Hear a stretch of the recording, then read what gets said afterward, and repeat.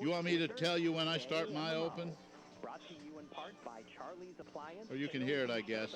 ConAgra, Davis Lawn Equipment, Fitzgibbon Hospital, Marshall Chrysler, Jeep Dodge Ram, LaCrosse Lumber, and Lime Cooler Insurance Services, all of Marshall. Culligan Water Conditioning of Sedalia. Columbia Orthopedic Group. Jennings Premium Meats in New Franklin. Serve Pro in Marshall. And then when I'm done with my open, you just want me to shut up. You're going to take care of it, and I don't talk again until I see the end of your open. C&B Gutters and Vinyl Siding in Sedalia. Wooden Houston Bank, Viking Athletic Goods, Weber Seeds, Red Cross Pharmacy, Marshall Service Company, Elmer Hare Ford Sales, and Katie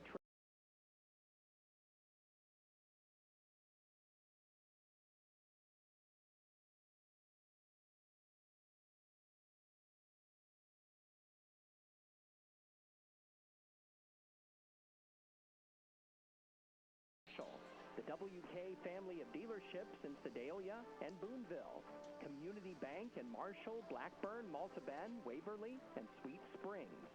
Shelter Insurance, agents Terry Townsend in Marshall, Troy Brockman in Concordia, and Russell Kirby in Slater, and Central Missouri Agri-Service.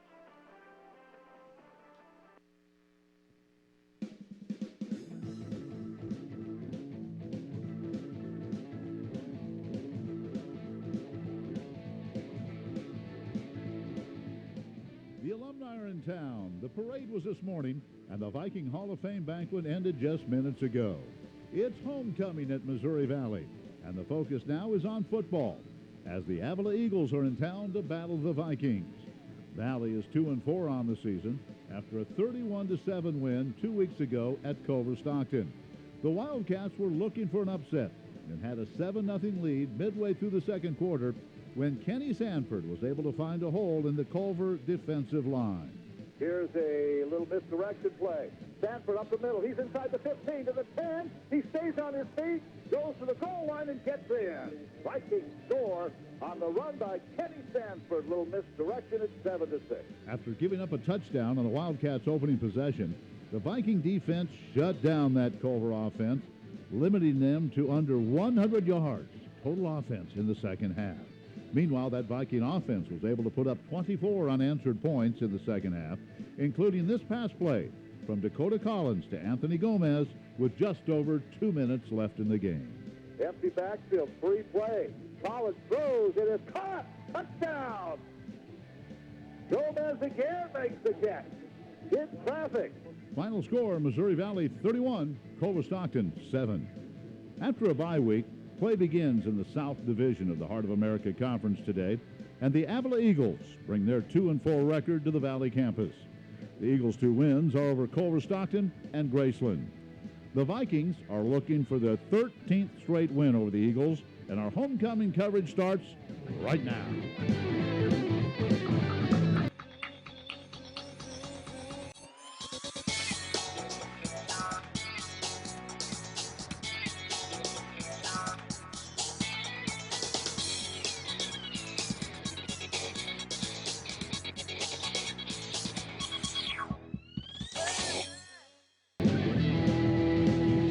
For the final time, the Avila Eagles are in Marshall as a member of the Heart of America Conference to battle the Missouri Valley College Vikings. Good afternoon. I'm Ken Quiava. Joe All is alongside. And Joe, as I mentioned, the Avila Eagles will be leaving the Heart of America Conference, going to the KCAC next year.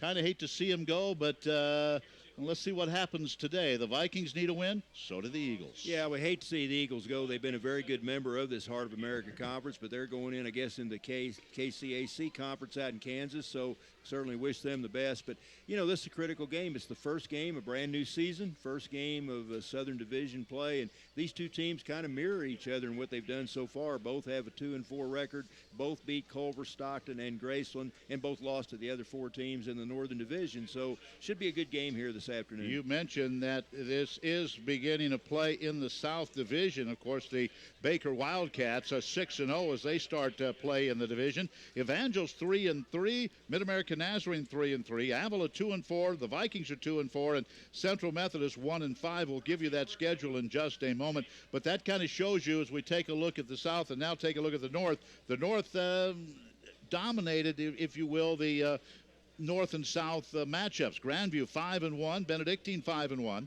Peru State 4-2, William Penn 4-2, Graceland 1-5, and Culver Stockton 0-6. But today we start play. Let's take a quick look, if we can, at the top 25. St. Francis, Indiana, the defending national champs. They remain number 1.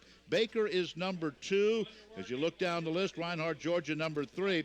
Morningside is number 4. Grandview is number 6 this week, so they have moved up to number 6. And Benedictine, they continue to climb. They started the season in the receiving votes category. They have moved now all the way up to number 12. Let's take a look at the games today, Joe. We have not heard a score on this. We should. The TV game today was Mid-America at Baker. Should be a good ball game. Probably have to favor Baker. We should be getting a final on that shortly. And I would say really neither one of those teams all that excited about playing their first division game against the other one. But, you know, Baker, you look at them, they're ranked number 2, very dominant. But I think the thing that impresses me about them, they've been very resilient. They've had to win some games at the very end, and all year long they've made plays when they've had to. All right, other games today, Evangels at CMU. I believe it is homecoming for the Eagles. Boy, they took it on the chin to Benedictine a couple of weeks ago. That game started at 1 o'clock. William Penn is at Culver today. We saw that Culver team last week. Didn't look too bad. Looked like they had some potential. I don't think they'll beat William Penn today. No. William Penn, a good team at 4-2. And you mentioned Evangel Central Methodist. I think Evangel's been one of the surprises of the conference so far. They're 3-3, and I think they beat Peru State, and they really played pretty well here in the early going. This could be a good game. Peru State at Grandview this afternoon. I think it will be. I think Grandview probably has the advantage at home, but Peru State runs that option, and they can cause a lot of problems for your defense. I'd look for that to be a pretty close game. Benedictine is at Graceland. It's homecoming at Graceland, but how about Benedictine? They seem to be getting better and better. Put 70-some points up against CMU 2 weeks ago. Yeah, they did, and they had a chance to beat Baker. In fact, I think they led right up to the closing minute, and that was one of those games where Baker made a play, pulled one out when they had to, but Benedictine's for real, and they really impressed us that first game. I think it all starts with their line. They've got an excellent line. I don't think there's any question about that. This broadcast is copyrighted by the Mass Communications Department of the Communications, Humanities, and Human Service Division of Missouri Valley College. For the private use of our audience, any retransmission or other use of the content of the broadcast without the express written consent of Missouri Valley College is prohibited. And we all thanks all the fine folks at Elmer Hare Ford as they provide our transportation when Joe and I go on the road in the 2017-2018 sports season. Let's take a break. When we come back on this homecoming day, we're going to talk it over with Eric Hicks. He is in his first year as the head coach, second year on the Avila coaching staff. That visit coming up 1 minute. Viking Sports Network. I'm the neighbor with the orange tractor. I plant, grow, harvest, haul, and feed. Caring for the land is a responsibility we all share out here. For our families, for us all. Right now, a Kubota M7 can be yours with 0 down and 0% financing for up to 84 months. Now through December 31st, 2017. See us or go to KubotaUSA.com for more information. See Marshall Service Company, 1714 Commerce Drive in Marshall, or call 886-3011. Isn't it great? Football is back. At Columbia Orthopedic Group, we love this time of year. The pads will be popping and the crowds will be yelling. It's football season again. We also know with school back in session, this is the time of year injuries can happen. Why go anywhere else when the trusted physicians at Columbia Orthopedic Group can get you back in the game? Give us a call at 573-443-2402 for your appointment today.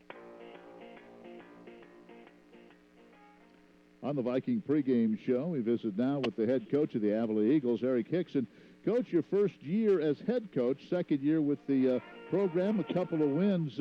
What have you seen so far from your ball club in the first half of the season? Well, I've been really happy with the resiliency of our players.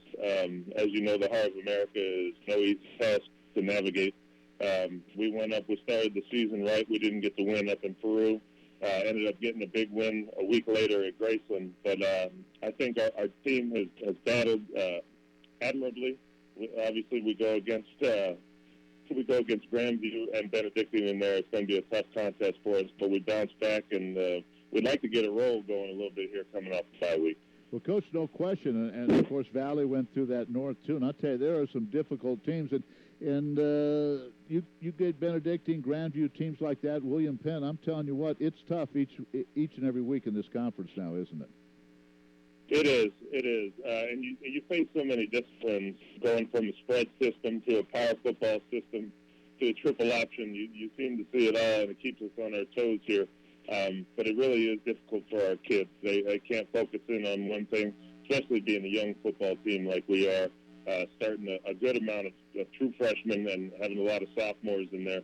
It's hard for them to go from discipline to discipline every week, but I feel they've done a very good job of picking it up.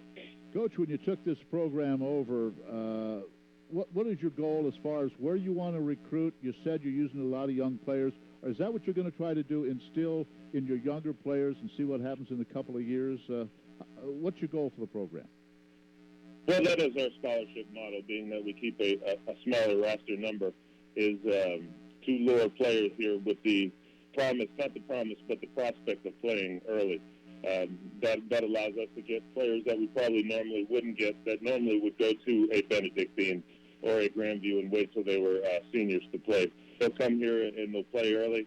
And, our players that we have playing early now are, fortunately, they're going to grow up here soon, and we'll have a new batch in for next year. So the future's looking bright for Avila football.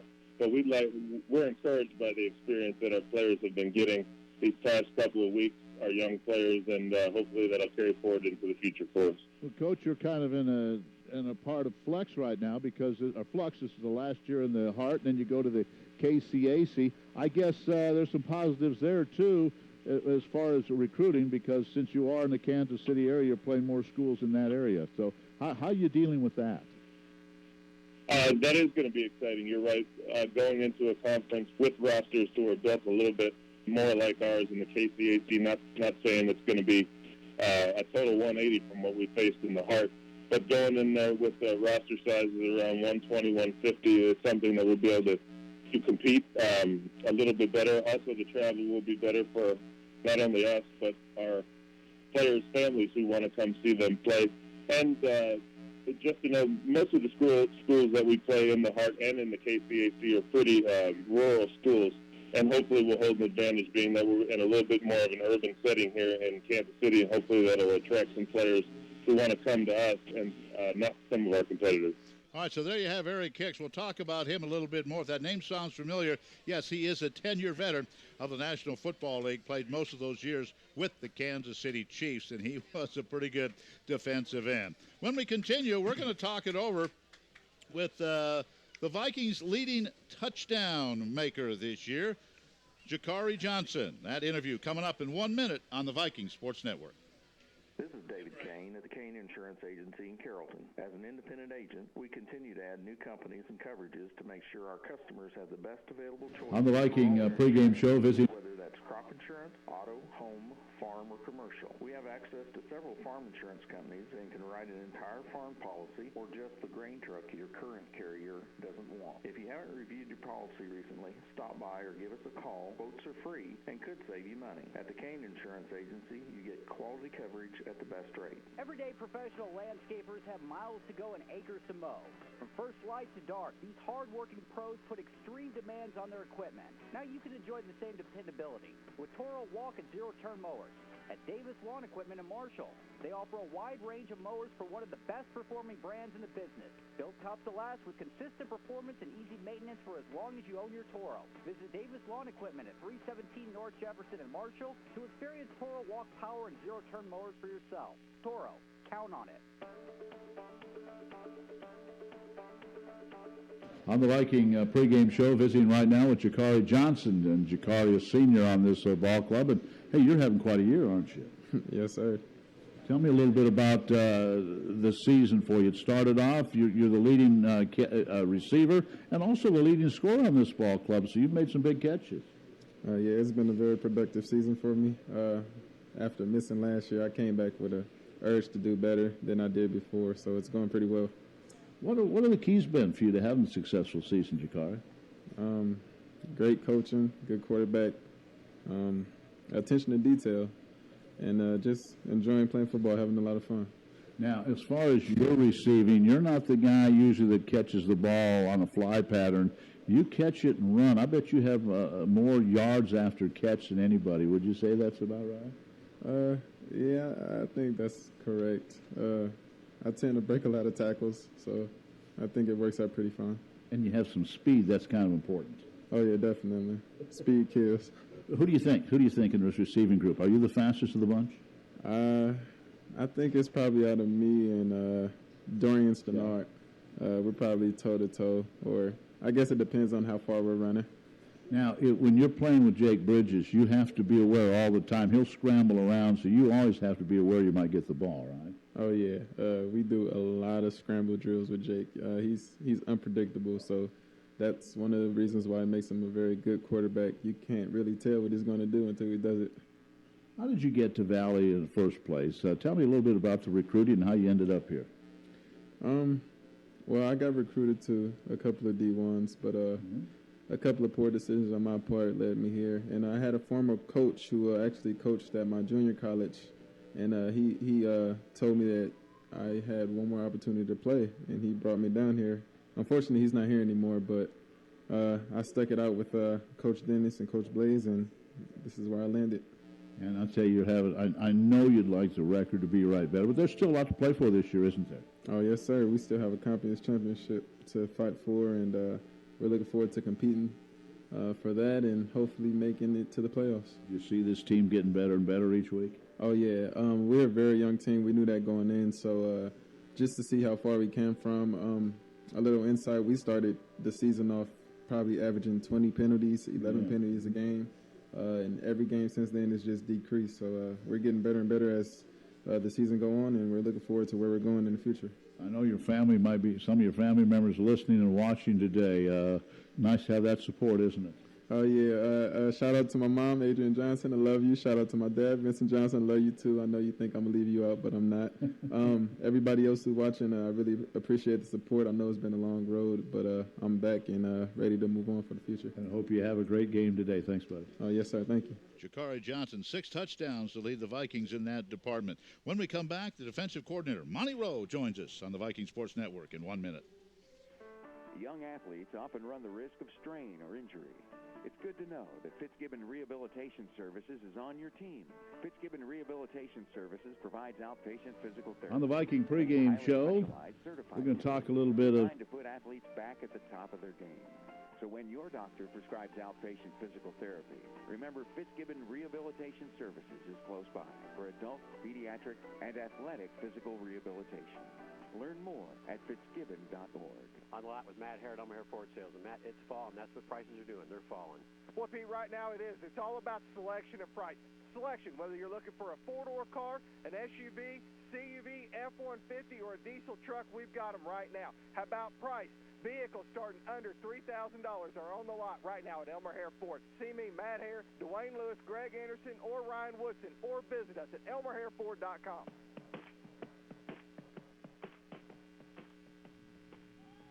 On the Viking pregame show, we're going to talk a little bit of defense now with Monty Rowe. And, Coach, I thought in the game before the break, after the first touchdown drive, you really shut Culver down. Well, yeah, I think we slowed them down. You know, we made a few adjustments. The play that they got going on us, we just didn't fit it right on our run fits, and their quarterback broke loose. But then after that, we made a few adjustments, and I think we played better defense the rest of the game. How about the week off? Did it help your ball club? I definitely believe it did. You know, we got to heal up from some of those minor bumps and bruises, you know, sprained ankles, you know, those type of things. So the kids feel a lot fresher. They're bouncing around better now that they had a little time to heal. Now, you take on this Avila team. They've had a little trouble scoring 19 points a game, but I think right now you can't worry about that. You have a lot of things you need to do, right? We do. Number one, you know, we got to try to stop them from running the football. Our run defense hasn't been very good this year, and you know, they can throw it around.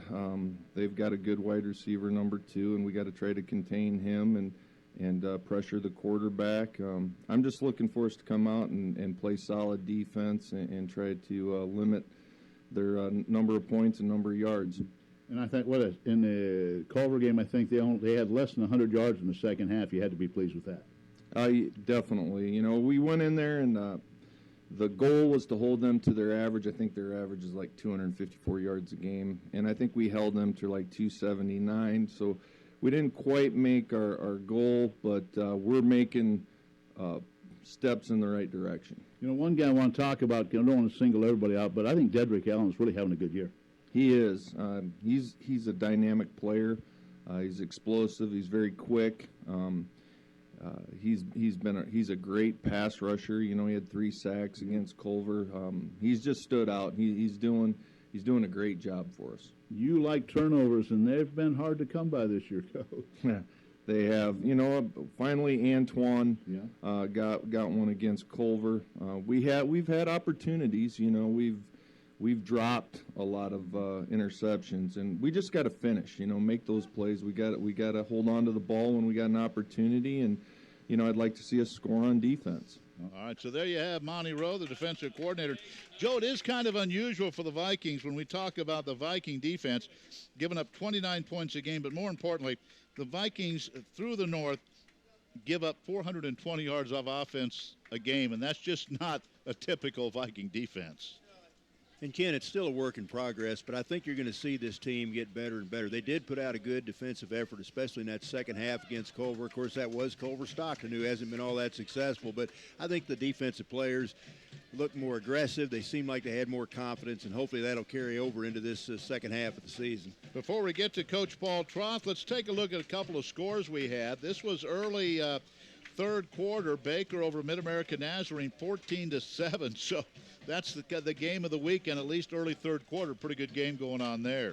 Well, figured it could be. And, you know, Baker, again, they have not blown, as we said earlier, have not blown everybody out. They've had to make some plays at the end of a lot of games. But Mid-America is a good football team, and kind of unusual for that to be a first-round, second season game, but that's the way it is. William Penn's leading Culver Stockton 6-0, early second. Evangel over CMU 14-7, late first quarter. Grandview over Peru 13-0.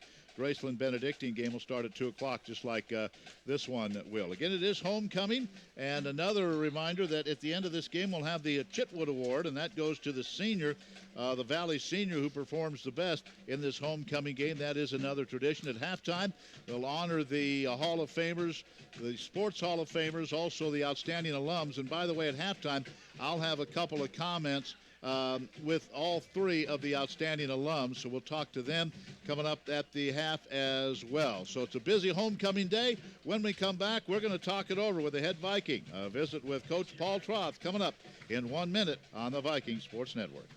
Don't know how Webster defines sublimation, but Viking Athletic Goods defines it as really cool. It's homecoming and moments away from kickoff, and Paul Troth joins us. Printing or makes custom printing no longer custom. For example, in the past, if you wanted a custom T-shirt made for Grandma, you had to pay expensive setup costs, wait for weeks to get it, and you had to buy a bunch to get the price down. Well, not anymore. Go buy Viking Athletic Goods on the Marshall Square and let them show you anything from shirts to license plate brackets to mouse pads and coasters and more. You got to see it with your own eyes. Imagine it's 11 o'clock on Saturday night and you just remembered you forgot to get to the bank and deposit this month's paycheck, and you've got bills to pay. What do you do now? Rest easy. Now, with Wood & Houston Bank's mobile and online banking, you can bank whenever and wherever you want. Want to pay a bill, deposit a check? It's all possible with mobile and online banking services from Wood & Houston. It's smart checking, now at Wood & Houston Bank. Personal banking since 1874. Member FDIC.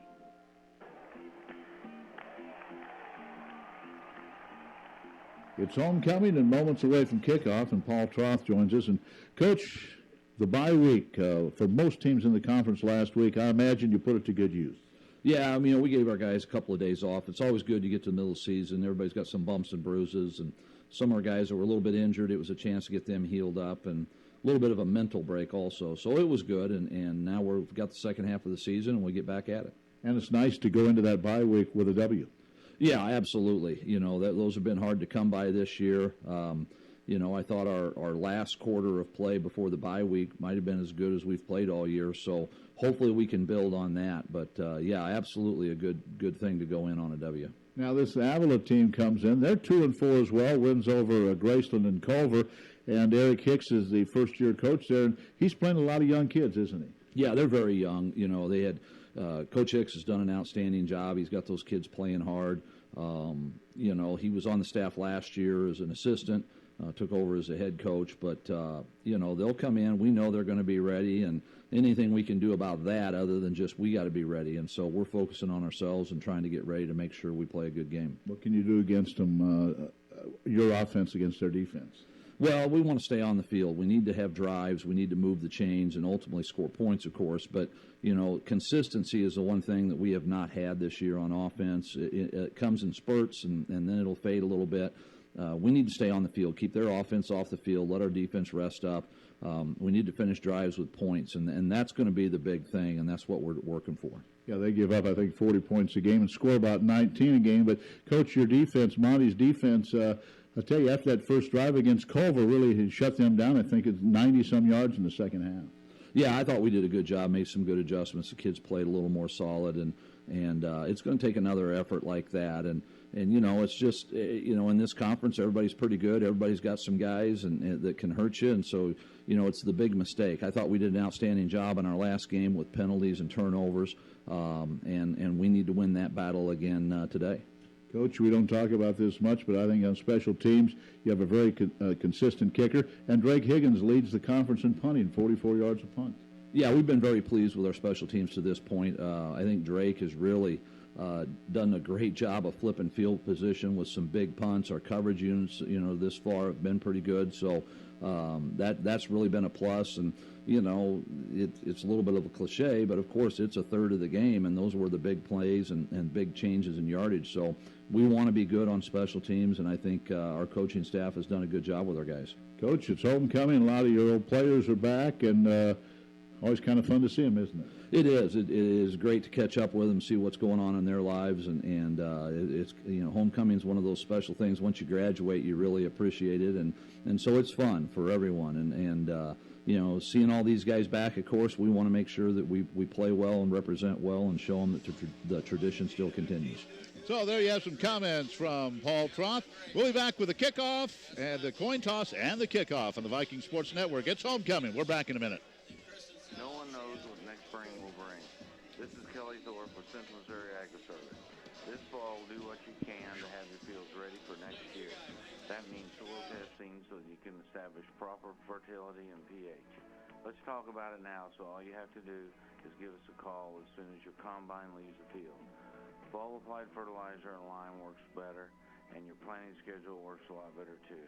Call us at Central Missouri Agri-Service now, where our success is measured by your success. Peak Sport and Spine is Missouri's largest provider of outpatient orthopedic physical therapy services. I'm Jamie Case, staff physical therapist. Peak Sport and Spine is ready to meet your physical therapy needs using the latest manual and soft tissue techniques to help you regain your optimum level of function. We see everyone from the weekend warrior to the elite athlete. We also specialize in worker compensation, helping you get back to your job as quickly and safely as possible. So if your physician prescribes physical therapy, choose Peak Sport and Spine. You can see us locally in Sedalia, Fayette, California, and Marshall, or visit us on the web at peaksportspine.com.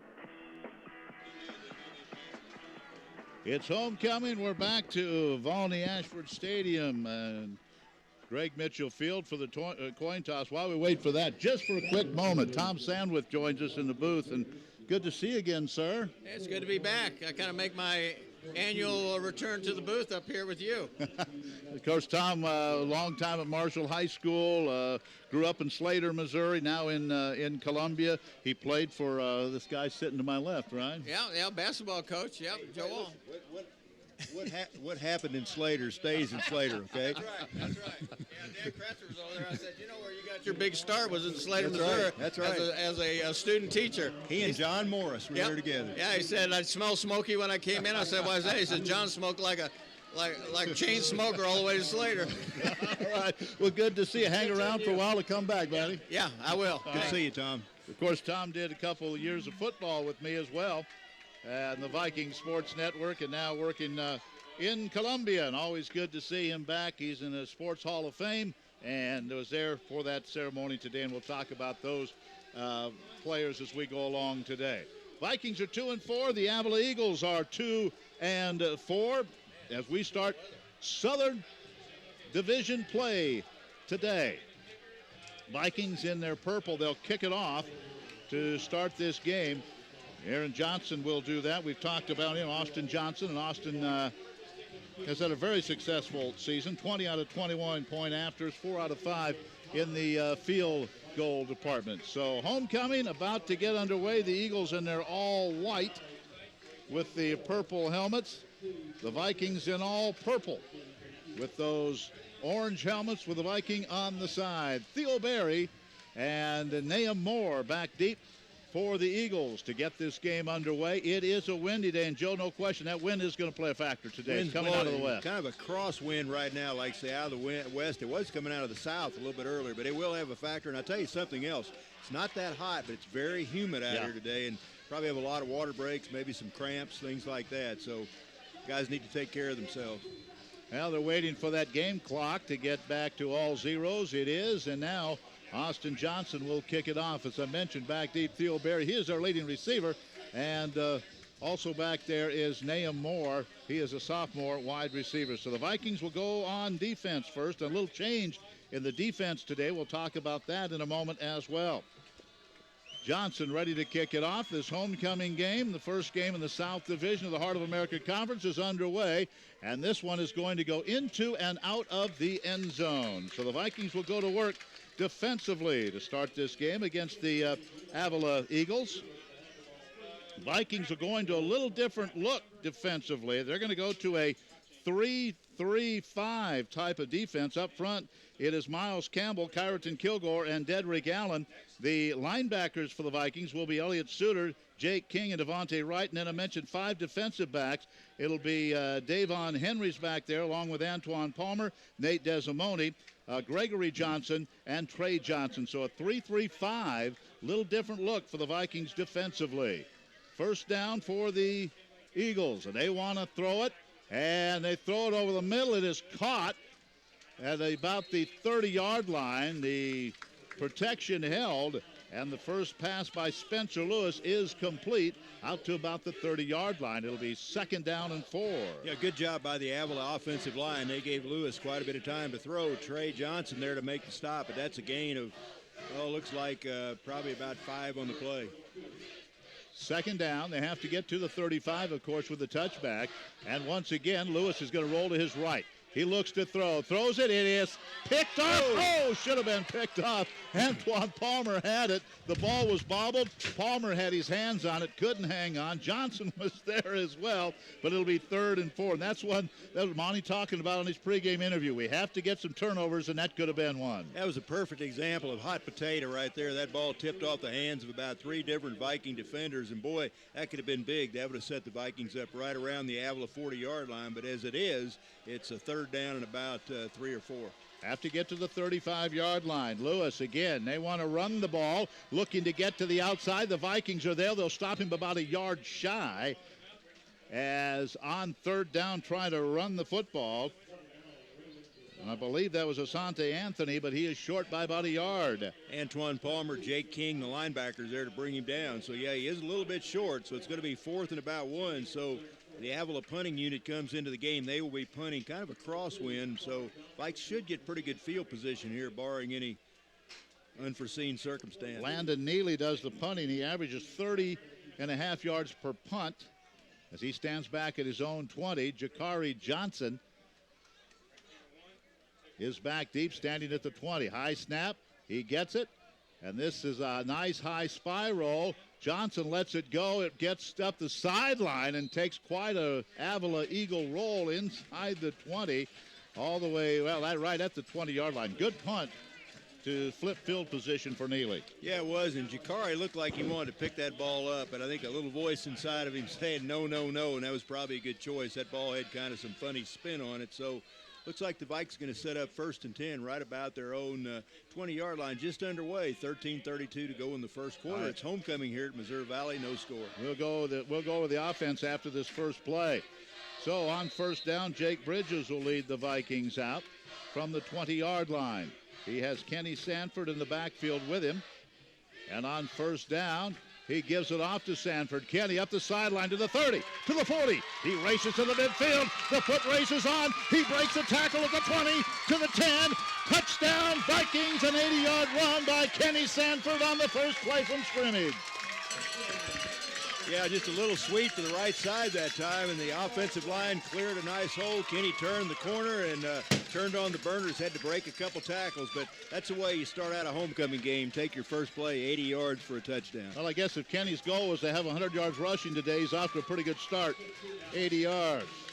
Austin Johnson to attempt the extra point, and that didn't take long. It's 7-0 Valley, 80-yard run up the right sideline.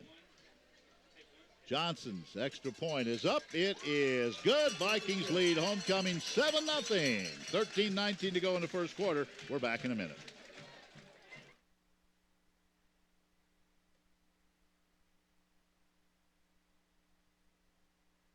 Offer discounts on both your home and car insurance.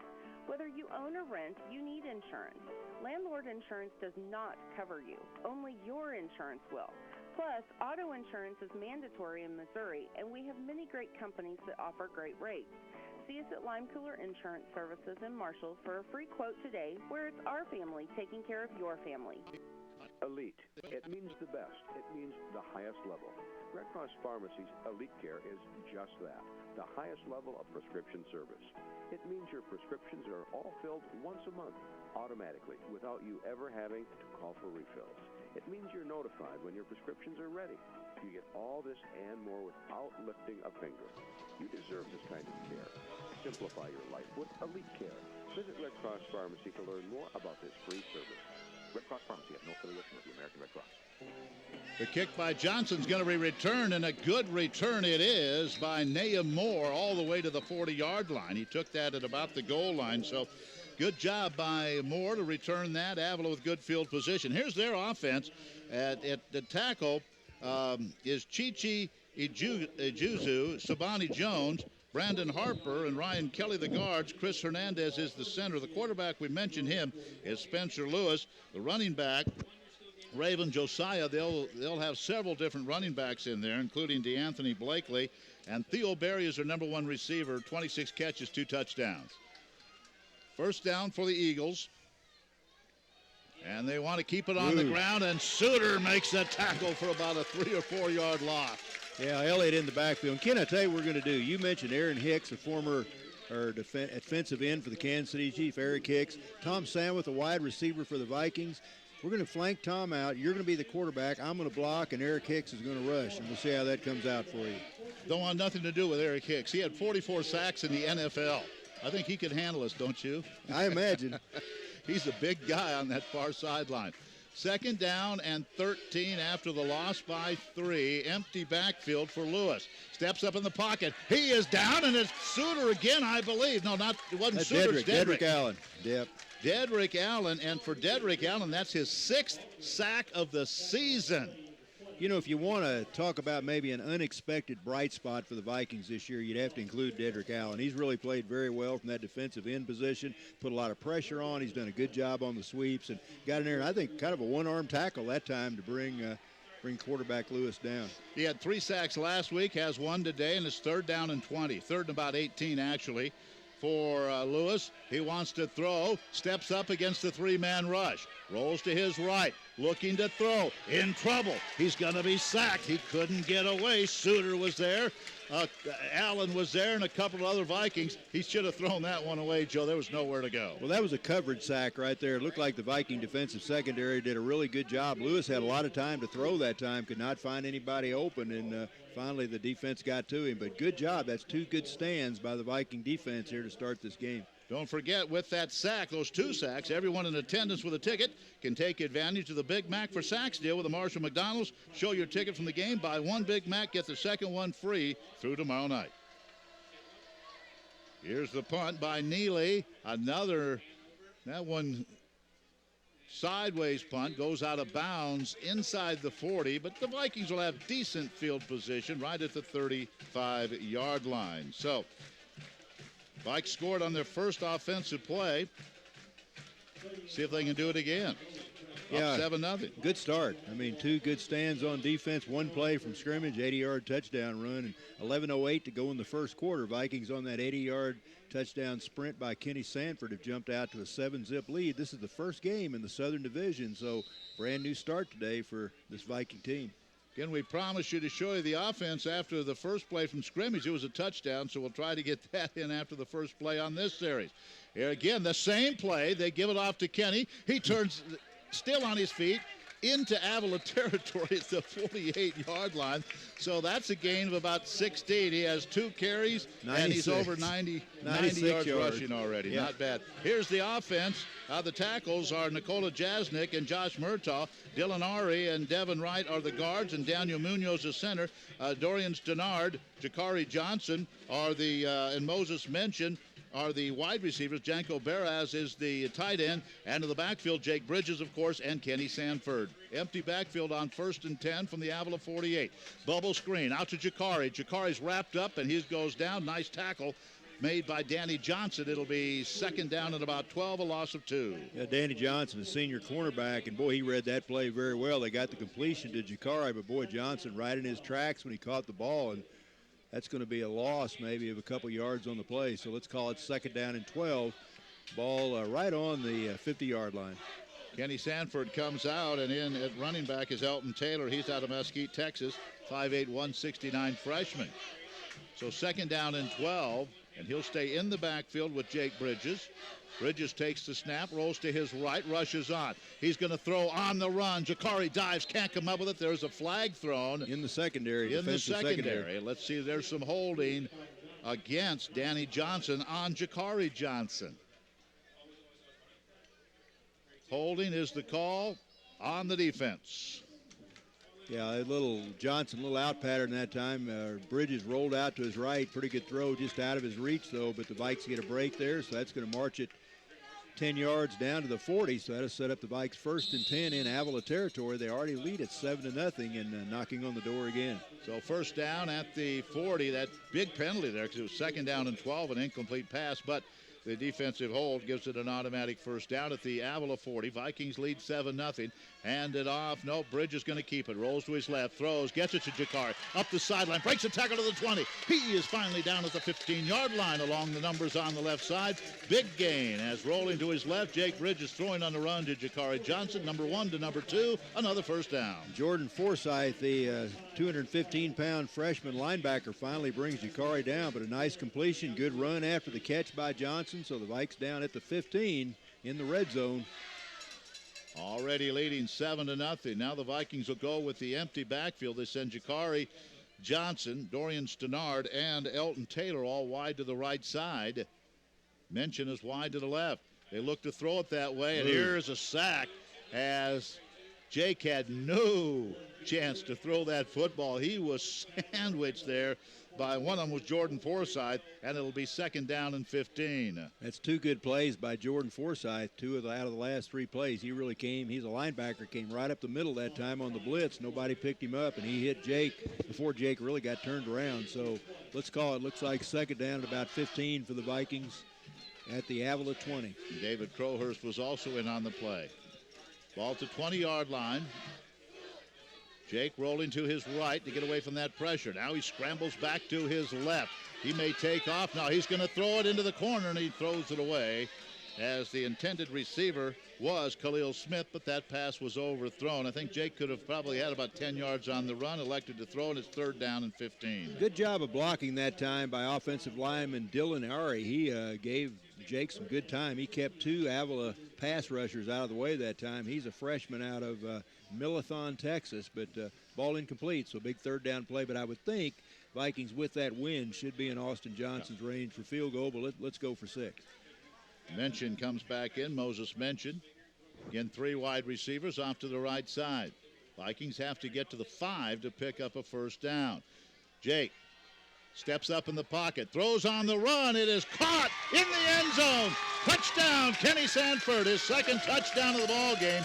He went up, got it, rolled over the defensive back into the end zone. Vikings up 13-0. Second touchdown for Sanford.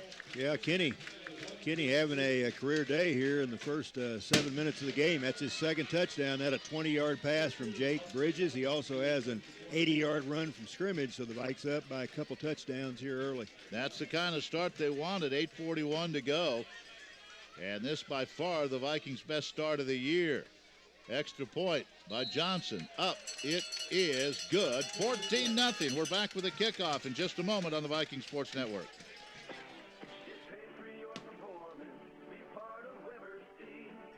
Wheat growers across the country rely on AgriMax wheat for exceptional yields, quality, and dependability. Backed by powerful research, testing, and localized production, wheat growers enjoy the industry-leading performance of AgriMax wheat varieties on their farms. Join forces with Weber Seeds and Marshall and AgriMax wheat to meet your goals this season. Call Weber Seeds and find out more about AgriMax. Grow the best with us, Weber Seeds. You wouldn't have to clean your gutters if you had no-clog gutters from CMB Gutter Solutions and Vinyl Siding. Have them install no-clog gutters that come with a lifetime guarantee that the gutters will never clog or fall off. They also offer expert installation of vinyl siding made by Mastic, an American-made vinyl siding that comes with a double lifetime guarantee. CMB Gutter Solutions and Vinyl Siding in Sedalia. Call them toll-free at 877-827-9071 for a free estimate today. Well, once again, Austin Johnson kicks that ball into and out of the end zone, so the Eagles will start at the 25-yard line. Some of the numbers, Spencer Lewis coming into this game was 67 out of 134, had 4 touchdowns but 7 interceptions. This Avila team averages just 19.5 points a game. Elmer Hare Ford in Marshall, a good sponsor on the Viking Sports Network. When Joe or I are on the road, we get our vehicles from Elmer Hare Ford in Marshall. Need to have homecoming every week, I think. Yeah, we wait like this. First down at the 25-yard line. Here's a quick bubble screen, and that's going to pick up about 8 or 9 yards. Good play. I think Dedrick Allen was out there making the tackle, but it is going to be about an 8-yard gain. It'll be second down. Dedrick's defensive end. That time he had to drift out into the flat and make that tackle about 5, 7 yards, 8 yards past the line of scrimmage. So good first down play for the Eagles. Second down. They just need a couple to pick up a first down. That pass was complete to Naeem Moore. Once again, Lewis, the sophomore quarterback, has Anthony in the backfield with him.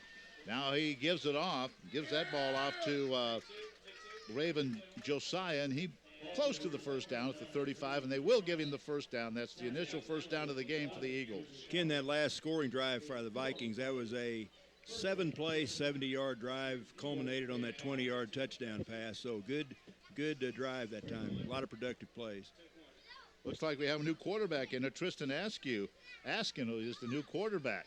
He steps up, he rolls, he is caught from behind. Allen again. Dedrick Allen made the stop, but he did pick up a couple of yards, so he'll give him a 2-yard gain. It'll be second down and 8. So Lewis started the game, and now Askin is in there. Well, and Dedrick had to trip him up from behind that time, kind of got him down around the ankles and brought him down. So looks like he's going to give him about 3 on the play. Josiah is the running back. He has 109 yards rushing coming into this game. Second down and 7. They give it to him. He finds a hole. He's in the secondary, and he has the first down at midfield. Good run by the sophomore, Raven Josiah. It'll be first down for the Eagles at midfield. Yeah, just a dive play up the middle on the left side of that Avila line. Opened up a nice hole. Tackle made back there by Gregory Johnson, but it is a first down right at midfield. Vikings, now the Eagles will throw that bubble screen. Moore's going to pick up decent yards on the far side. That is the Avila side of the field.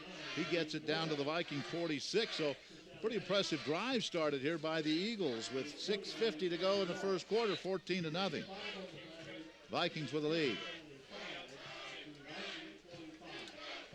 Ball is at the 45-yard line.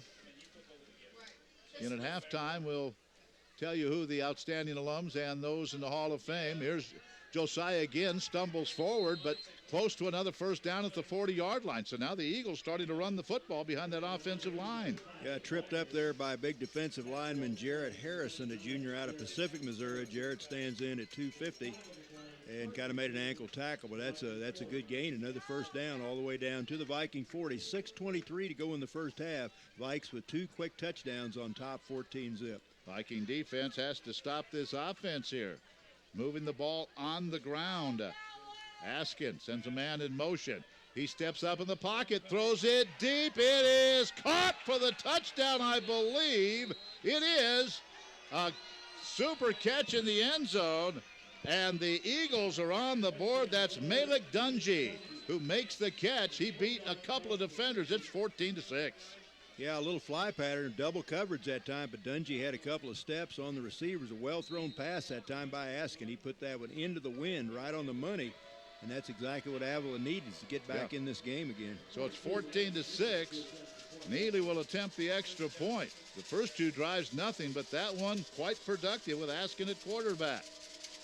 Ball is down. The kick by Neely is on the way, and it is good. 14-7. Vikings with a lead, but the Eagles, an impressive drive. 6:04 to go, first quarter.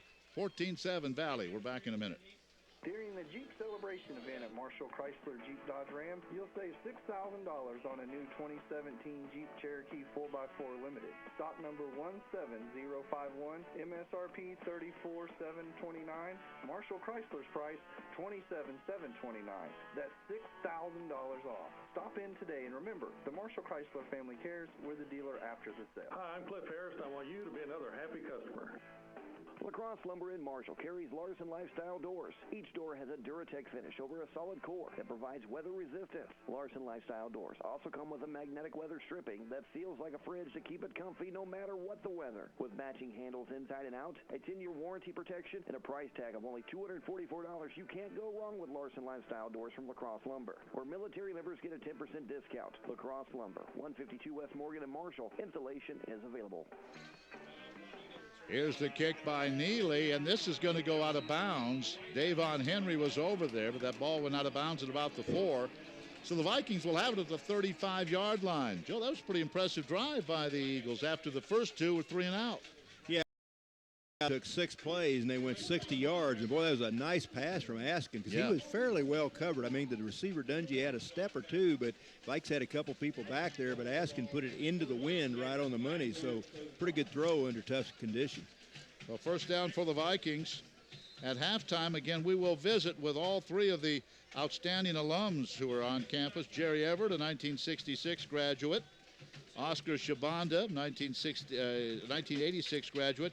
And then Marshall's own Lindsey Simmons, a 2010 graduate. So those 3 will be honored at the half, and I had a chance to visit with all 3 of them last evening. Vikings running a little bit of now. Dakota Collins is in there at quarterback. Yeah, somebody jumped on the right side of the Viking line. That's going to be 5 against Missouri Valley, I think. Ball start on the offense, so it's going to be 1st and 15. Ken, you mentioned Lindsey Simmons, a Marshall High School graduate. She did an internship with me when I was a state representative down in Jeff City, and really a very talented young lady who's done very well for herself. And I remember her in high school, a very good student, too.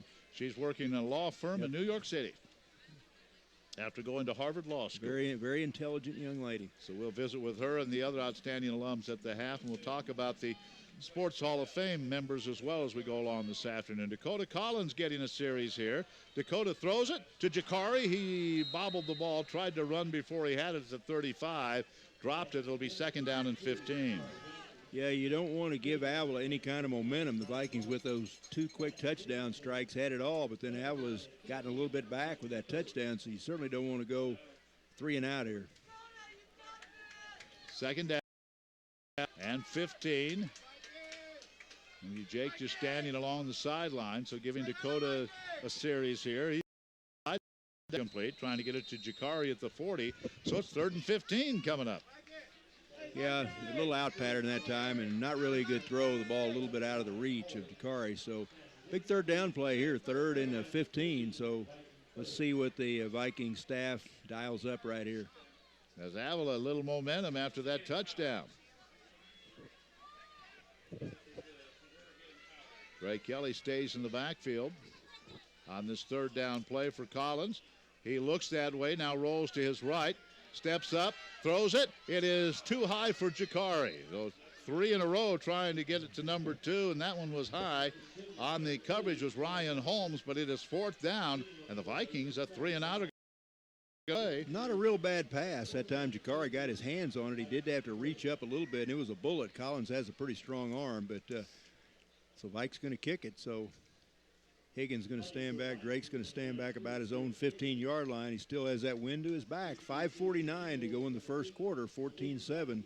Vikes on top here on homecoming. And back to receive that punt is Malik Dungy, who just scored that touchdown. Here's the kick. A low line drive. It bounces. Dungy picks it up at his own 20. Heads to the left side, trying to get to the corner, being chased by Kirk, and Kirk runs him out of bounds at about the 30, and that's where the Eagles will take over. 14-7. You know, Jay Kirk, one of those headhunters on special teams. He's been on a lot of tackles on the kickoff and punt teams, and a guy that gets downfield very fast and puts his body out there, and did a good job that time running Dungy out of bounds. Now the Vikings have an injured player down, and that may be Elliott Suter. Suter, another one of those special teams players that seems to be all over the field, and they are working on him. This broadcast is brought to you by Heinzler Brothers in Marshall, Elmer Hare Ford Sales in Marshall, AccuQuest Hearing Centers in Marshall, Boonville, and Sedalia. And Elliott getting up, and he's going to come off the field on his own power a little gingerly. But Tom, you want to do a little color? Huh? Bring back some memories. Okay, homecoming, you know, you bring back things that happened in the past. Okay, all right, okay. The one thing Tom Sandwich did was teach me some fine places to stop and eat. Did he? On the way back from games. Still got the best view in town right here. Here he wasn't a bad driver either, getting you home after some of those events. Huh? Great driver. It is first down for the Eagles at their own 30-yard line, trailing just 14-7. Askin back in at quarterback. He'll hand the ball off. And once again, the Eagles showing the ability to use the left side of their offensive line to run the football. And they get it across the 35 out to around the 36-yard line. And that was Asante Anthony carrying the ball. You know, the Worms turned a little bit. The Viking defense stuffed them the first 2 times, but recently Avila's been very productive. Here's Anthony again left side. First down to the 43. He is following Ejuzu and Harper on that left side. So another first down for the Eagles. They have it at their own 43-yard line, moving the football. Trailing 14-7. We're in the first quarter.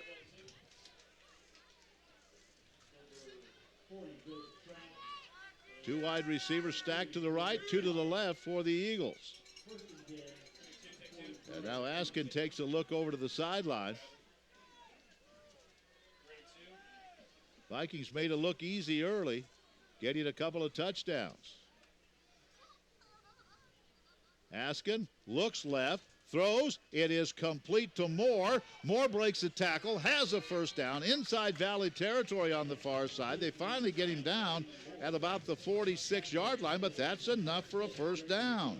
Yeah, and Moore did a good job running after the catch. Taylor Palade had a shot at him, and then finally Trey Johnson brings him down and knocks him out of bounds over on the far side. But a good run after the catch by Moore that time for a first down. So the Eagles moving the football. They keep it on the ground. Another decent gain inside the Viking 45, running to the right. Down to about the 43-yard line goes Anthony, and it'll be second down and 6. Gain of 4 on that play. So the Eagles showing a little confidence here. They came in averaging 19.5 points a game. They have 7. Vikings show blitz. Here they come up the middle, and they run right by the blitz. And again, Anthony can be short of the first down. He gets to the 40, but it'll be third down and about 3. Jake King was blitzing, and he ran right by him. Mikai Burnley, the freshman lineman out of Jeff City, finally brought him down, but pretty good gain on the play. Third down, big third down play now. Third down at about 3. Ball resting on the Viking 39, just inside the 40-yard line. Maybe in 2-down territory for the Eagles. Let's see what happens here. They'll work out of the pistol. with Anthony behind the quarterback. He wants to throw. He's being flushed. Runs to his right, throws and overthrows his intended receiver, Malik Richards. As Richards had a couple of steps on the Vikings sideline, but the pass sailed on him. It's 4th down, and no decision by Eric Hicks. He's bringing in the punting unit here. You know, pretty good protection once again by that Avila offensive line that time. They gave Askin pretty good time to throw. He rolled to his right and had a receiver out there, but just overshot him a little bit. So down to 3:15 to go in the first quarter. Vikes should get it back for the 4th time. Neely standing around his own 46. Again, he averages about 30 yards a punt, but his last one, much better than that. He got a great roll. Jakari Johnson back deep, and now I think we're going to have a timeout. Avila will take a timeout, their first of the half. We have 3:15 to go in the first quarter, 14-7. Vikings with a lead. We're coming back to Greg Mitchell Field in a minute. Whirlpool equals quality, and Charlie's Appliance Sales and Service in Marshall is your one-stop Whirlpool headquarters. Need a refrigerator? At Charlie's Appliance Sales and Service, you'll find unbeatable prices on top and bottom mount freezers with or without ice makers and water. Plenty of side-by-sides to choose from, and even French door-style refrigerators. A variety of colors are available, including sleek stainless steel. Delivery's available, as is financing with approved credit. Charlie's Sales and Service at 450 West Boyd in Marshall, your Whirlpool headquarters. For years, ConAgra of Marshall has been committed to putting quality food on your table.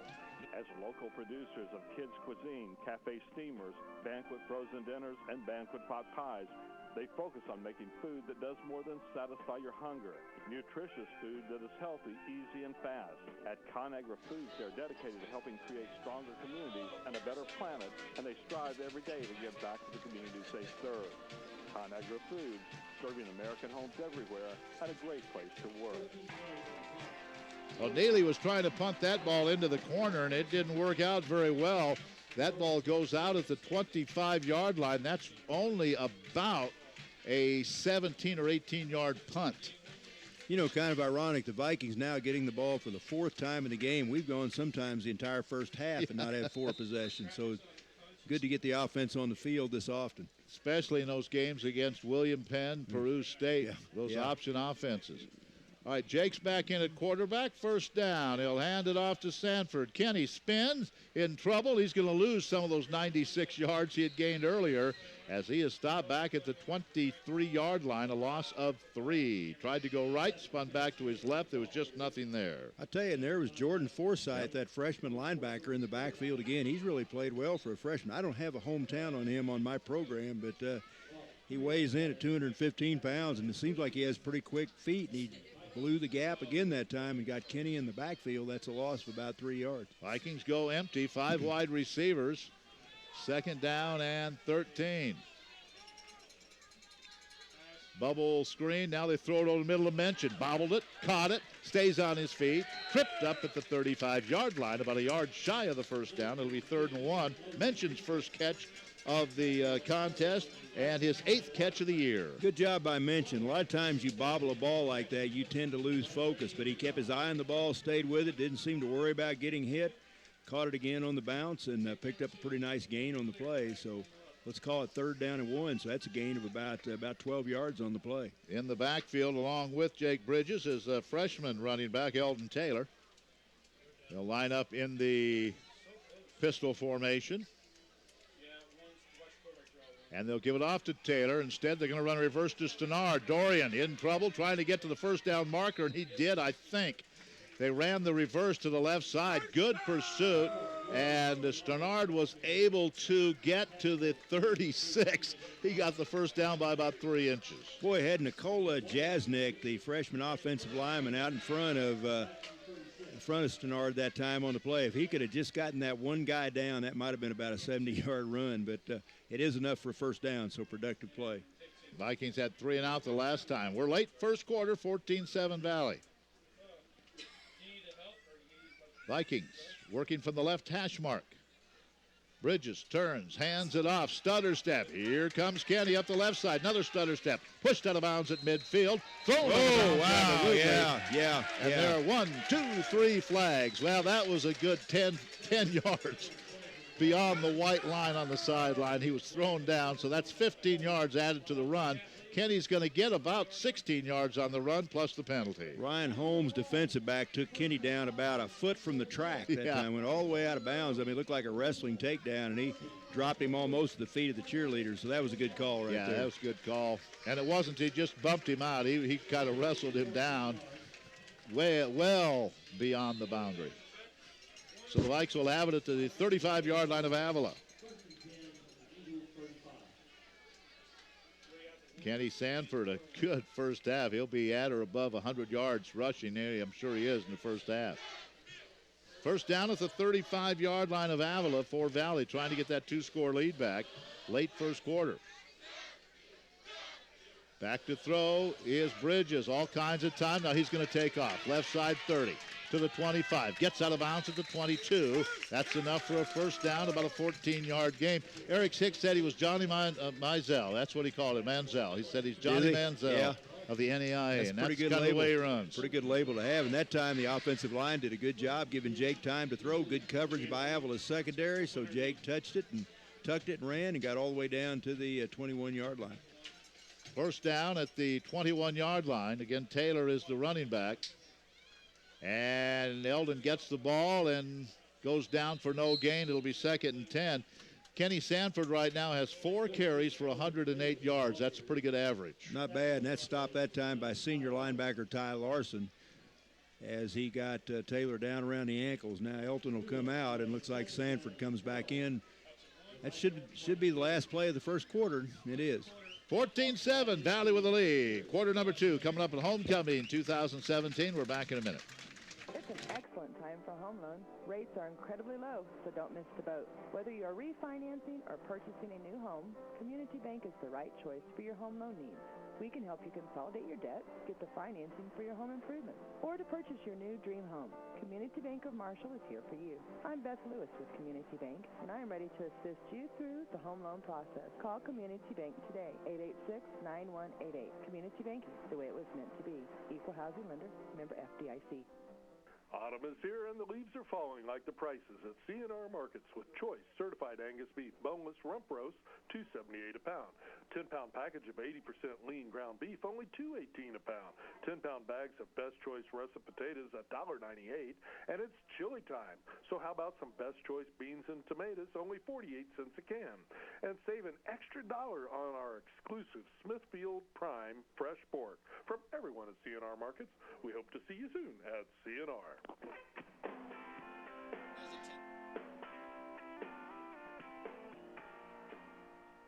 We start the second quarter. Vikings leading 14-7. This Valley offense averaging 26 points a game, 395 yards of offense a game. Looking for their second consecutive win as we start South play today. Second down, Bridges steps up through all that traffic, stays on his feet, breaks a tackle somehow, breaks another one, and gets inside the 15 down to the 14-yard line. Joe should have been stopped for maybe a 1-yard gain. He ends up gaining about 8. Yeah, we've called him Houdini before, and he looked like at that time he broke at least 3 tackles before Danny Johnson, the senior cornerback, finally dropped him. But Jake takes the ball all the way down inside the 15-yard line. They're going to mark it right about the 13. So Vikes knocking on the door, already up by a touchdown, just underway here in the second quarter. 13-yard line, need to get to the 11. 14:23 to go in the first half. From the right hash mark, empty backfield. Mo Anglin is now in at tight end. He's lined up on the right side. Jake wants to throw it, lofts it in the end zone for Stenard. He can't make a one-handed grab. Dorian looks at the official like, man, the only reason I tried to get it with my right hand is my left hand was pinned next to my side, but the official said, no, it's going to be 4th down. Vikings will send the field goal unit out. Dorian will usually make that catch, even if he has to make it with one hand, but I think there was a little bit of contact that time, but no flag on the play, so Austin Johnson's going to try to launch one. They're going to mark it right about the 20. So this will be about a 30-yard field goal, and this will be into kind of a crosswind, but it looks like the wind's died down just a little bit. Austin 4 out of 5 on the year. 14-7 Valley. Dakota Collins will hold. Kick is on the way. Plenty of leg, and it is no good. He missed it off to the left. The wind may have pushed that one somewhat, but a break for the Avila Eagles as Austin Johnson misses one that he normally makes, and so the Eagles, still down 14-7, will take over. Yeah, Austin does not miss that many times. A field goal 30 yards out, that's certainly within his range. But again, there is a pretty good crosswind. It's picked back up again now. I said it died down. As soon as I said that, it started galing again. But so Avila's going to take over with pretty good field position. They're going to take over right about the 20-yard line. Again, Vikings lead at 14-7, 14:02 to go in the first half. This game brought to you in part by Columbia Orthopedic Group, Davis Lawn Equipment in Marshall, and WK Family of Dealerships in Sedalia and Boonville. KMMO Marshall, moval.edu. Beyond the Viking Sports Network, first down for the Eagles. Askin stays in at QB. Fires to the sideline. Good catch is made by Theo Berry. And he gets across the 30. Out to the 32. Gain of 12. First down for Berry, his 28th catch of the year. He's kind of the go-to receiver on this team, isn't he? Yeah, he has 28 catches now. Came in with 253 yards, so about 270 as far as yardage on the year. 2 wide receivers right, 2 left. The Eagles moving again. Viking drive stalled, then they missed, and now flag is thrown. It's probably going to be a penalty on the Eagles. False start, and they're going to call that on Raven Josiah. So it's going to be 1st and 15. Vikings leading 14-7. Good crowd on hand here. Looks like the bleachers are pretty well full on this side, and a good crowd over at the Student Life Center, the Malcolm Center for Student Life, over on the kind of in the northeast corner of the field. Second down, or first down and 15 after the penalty. Another flag, and they may have done it again. Someone is lining up, offside or moving. So now they call this one on one of the linemen. That is Brandon Harper. He is the guard on the left side.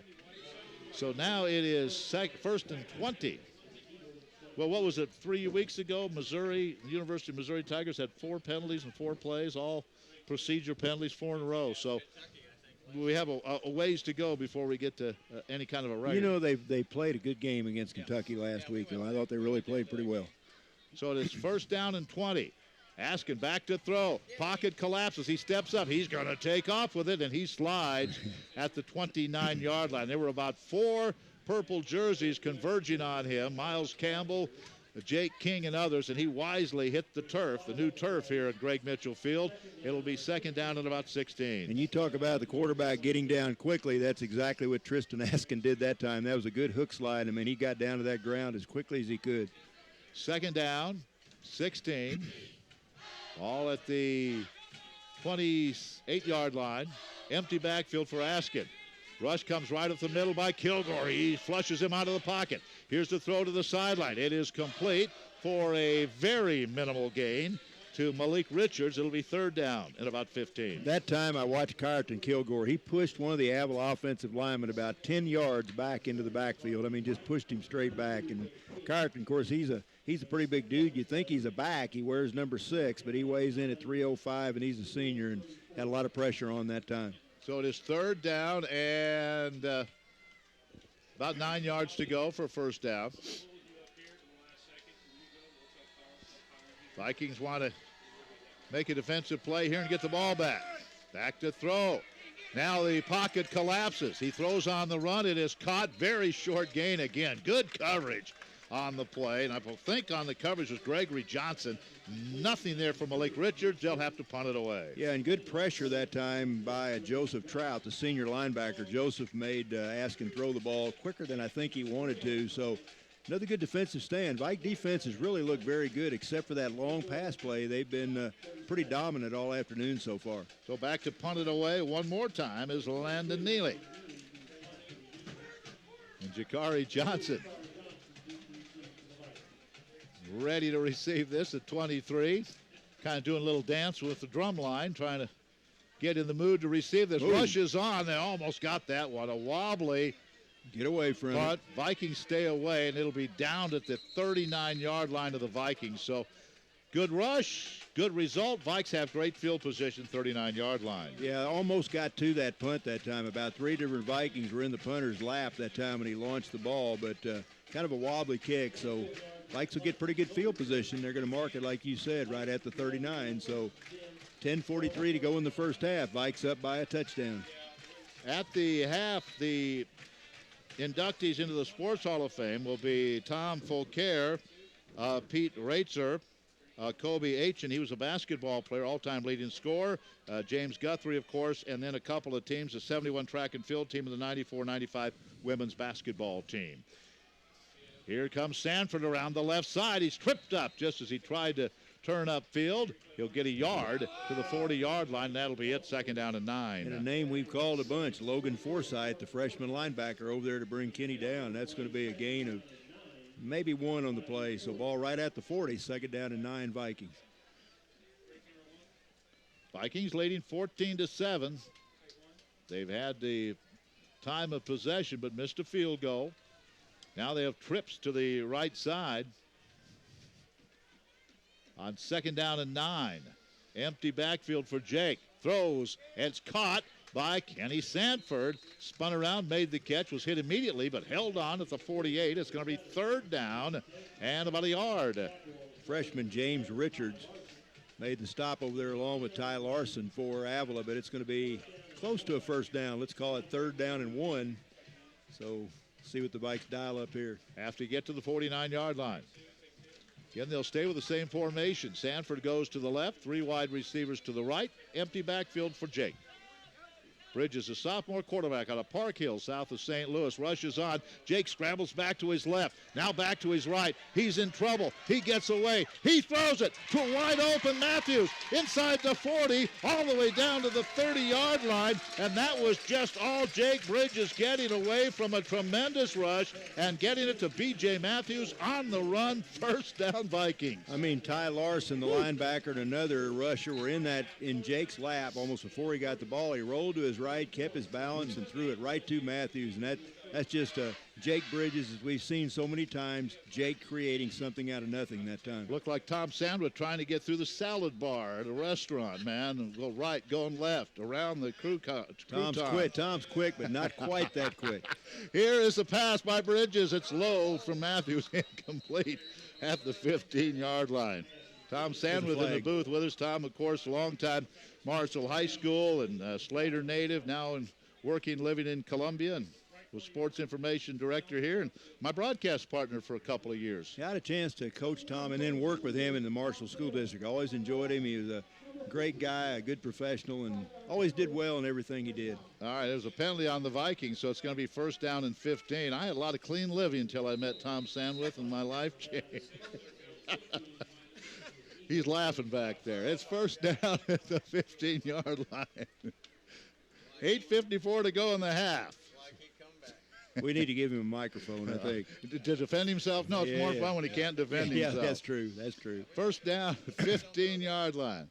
We'll do that here in a bit. 1st down at the 35-yard line. 1st and 15. Now the Vikings will take a timeout. So we'll keep it right here for just a moment. We will mic up Tom Sandwith for just a moment. No, Tom, seriously, we had a lot of good times. I first came here 10 years ago, and you were here, and kind of knew you a little bit from before that, you and Joe. And tell you what, it's been a good run, hasn't it? Yeah, it has been. It was a great career at Marshall High School, working with Joe as a superintendent, and then come out here to Valley and get the opportunity to work with the voice of Missouri Valley College, the Q. Boy, I'll tell you, that's an honor. On the road, you know, I thought this was going to be just a nice retirement job, and then it give me Saturday afternoons on the road and at home doing color for the radio. It's a good opportunity to talk about old times at Missouri Valley College, but really enjoyed it, and you guys do a great job. How about your buddies today at the Hall of Fame back? Yeah, had an opportunity to play with Jim.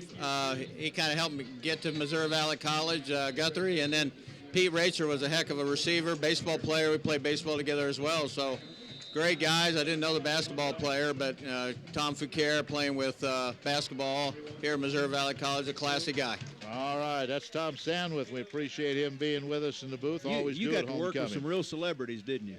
It's first down and 15 after the timeout. Jake in trouble, rolls to his left again. He gets away, looking downfield. He pumps once, and this time he is going to be sacked. Boy, there's just no blocking, and poor Jake was just running around, nowhere to go. And finally, he is sacked back there by Jamad Thomas. Yeah, Thomas, a 245-pound sophomore linebacker, and yeah, Jake can get away from a lot, but there were 3 or 4 guys back there that time, and so that's a big loss for the Vikings. Yeah. Now it's going to be second down. Looks like about 20, almost 25 yards to go. Almost in a situation like that, Jake might have to learn just to throw it away. Or punt it. Yeah, or punt.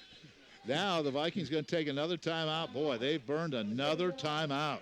8:16 to go, 14-7. This Valley offense was moving, and now they've kind of stuttered a little bit, and they have to take yet another timeout. We'll take a 30-second break. We're coming back in just a moment. Sometimes everything should revolve around you, and one of those times is your health care. Katy Trail Community Health believes health care should be personal, available, and affordable. It should revolve around you, from the way you make appointments to the ease with which you can follow up with your provider. Clinic hours are Monday, Tuesday, Wednesday, and Friday from 8 to 5. Thursdays, the clinic is open late until 7. Walk-in appointments are available. Katy Trail Community Health at 1825 Atchison Avenue in Marshall, inside the Saline County Health Department. 14-7 is our score as the Vikings lead, and again, after a promising start to a drive, a penalty, and a big sack, now it is second down and 20. Second down, actually, about 22 yards to go from the Avila 43-yard line. Vikings jumped out to a quick 14-0 lead, but it's been difficult since that point in time. Well, you got 23 yards to go, but you got 3 plays to get there. Let's see what Jake can do on this second play. Mention in the slot to the right side. Stenard wide right. On second down, Jake back to throw. He rolls to his right. Now he's going to take off with it. Throw it down the sideline. It is caught by Mention. No, they're going to say the ball hit the turf. Mention dove for it. Boy, that was close. That's a good play by Moses. Maybe the ball did hit the ground, but he kind of had to come back and dove to the ground to pull that one in, but I guess they're going to say it hit the ground. On the replay, that looked like a pretty good catch. I wish we had replay here, but we don't.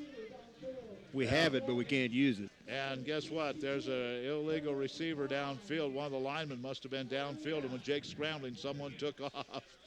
So now it is third down and forever.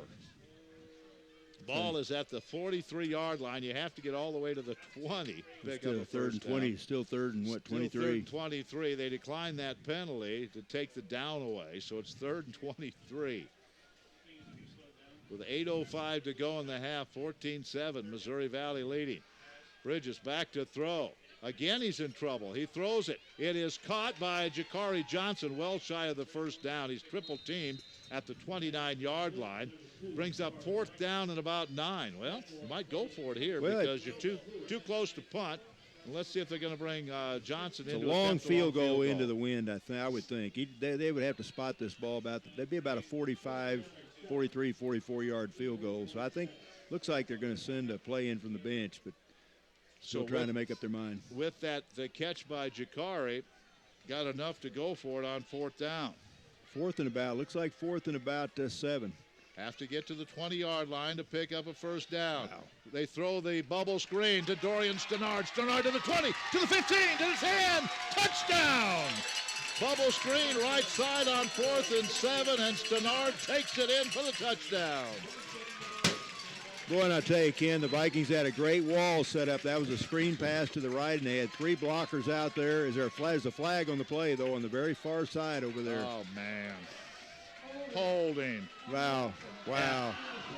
And the penalty is on the far side, so it was nowhere near the play. This Viking team all season has just killed themselves with penalties, and they do it again. And that was a very well-executed screen pass. Like we said, 3 blockers, and Stenard more or less danced into the end zone, but it's all for naught, and so that's going to back them up. I think they're going to decline that, so the Vikes are going to have to kick this one away, I think. Yeah, they'll punt this one now. Man. And that penalty, the flag was thrown on the far side, so there was no way that hold was anywhere near the play. No. But again, the Vikings just all season long have been one of the most penalized teams in the conference. Higgins will punt it away, standing at midfield. And this one, end over end, will try to get it into the corner. Is it saved? It is. A good job, and it's saved at about the 5-yard line. That was a very wobbly punt that turned out to be a great punt. And I'll tell you, who made the play was Tanner Fleming. He was in the end zone, was close to the end zone, batted the ball back, and it'll be down at the 5-yard line. Good play by Fleming. Didn't let that ball get into the end zone. I don't know if I know in high school you can be in the end zone as long as the ball's not. College may be the same. But he was in the end zone. They're going to give him at the 5-yard line. Good time for a turnover right here. Yeah. 7:01 left to play in the half. 14-7 Vikings. Good job by Fleming. Ball at the 5-yard line. And they're going to try to run it out of there. And they have some room to run all the way across the 15 to the 16-yard line. Good first down run by Asante Anthony. And it's a first down for the Eagles. They are right in this football game. Yeah, 6:53 to go. That time on the stop, Devontae Wright was there. Also, I think that was Daniel Williams, defensive back, there on the stop also. First down at the 16, so they have a little room to run now with which to work. Askin has come in relief and done a nice job.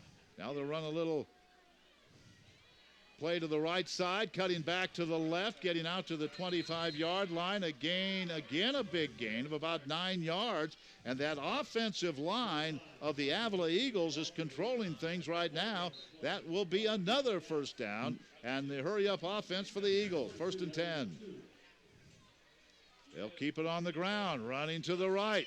There is another first down. They're running to the right. That is about a 14-yard gain. Suter is down again. Elliott made the tackle. But in 3 plays, that's 35 yards for the Eagles on the ground. They found something, Joe. Well, they've done a good job opening up holes for the run game. They've also done a good job giving Askin time to throw and pass protection. So this Avila offensive line's really impressed me. And, boy, I don't want to lose Elliott Suter. He's a headhunter out there, really very aggressive on defense, also a very good special teams player, and he's on his back right now. So let's see what happened. And the Viking linebacker corps, they've had some injuries as well. One score is in today. In the early game, Baker came back and rolled Mid-American Nazarene 48-14. So the number 2 team in the country remains undefeated, and they made a pretty good early statement in the South Division. I think Mid-Am woke them up for the second half. Yeah. 48-14 was the final. They're working 14-7 at half, wasn't it? 14-7 at the half. They're working on Elliott Suter across the way. Let's take a quick 30-second break. We'll be back on the Viking Sports Network. Football is finally here, and Jennings Premium Meats in New Franklin is ready. Brats, burgers, ribs, pork chops, hot dogs. Whatever you like to grill at your tailgate party, we've got you covered. Serving mid-Missouri for 60 years, Jennings Premium Meats has the freshest selection of meat, we guarantee. Score a touchdown every week at your tailgate party with the help from Jennings Premium Meats in New Franklin. Open 7 to 5, Monday through Friday, Saturdays 8 to 5. Find out more at JenningsPremiumMeats.com.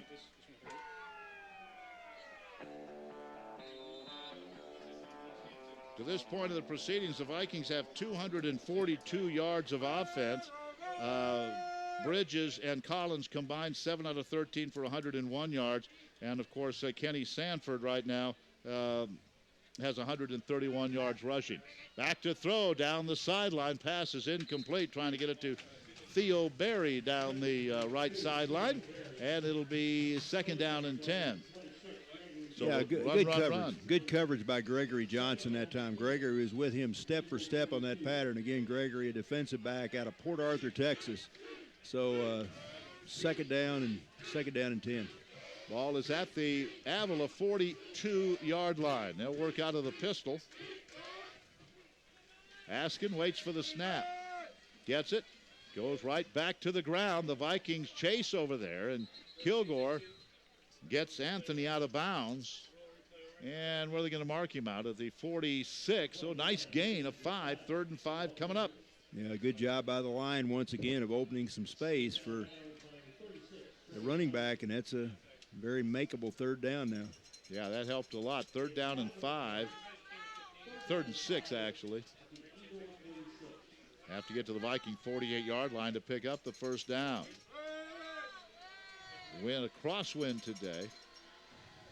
But if it favors anybody, it favors the Eagles right now. Ask it back to throw. Ball is tipped up in the air by Dedrick Allen. And it's incomplete. Oh, Dedrick would have been able to control that one, but he got his hands up, knocked it down, and it's 4th down, and that'll bring Neely out to punt it away again. Yeah, good job, Dedrick. And a lot of times the rushers, the defensive rushers, don't get those hands up in the air. And Dedrick had his hands up that time and batted the ball straight up in the air, but just couldn't quite get to it. Back to punt again. For the first time with the wind at his back is Landon Neely. And let's see what Jakari can do with this. Or second time he's punted in this quarter. Got the wind somewhat at his back. Standing that right hash mark. Rushes on, gets it away. Nice high spiral. Jakari's back, makes the catch over the shoulder to 15. Brings it back. He gets to the 20-yard line. Good coverage, and down he goes at the 24. Good coverage by the Eagles.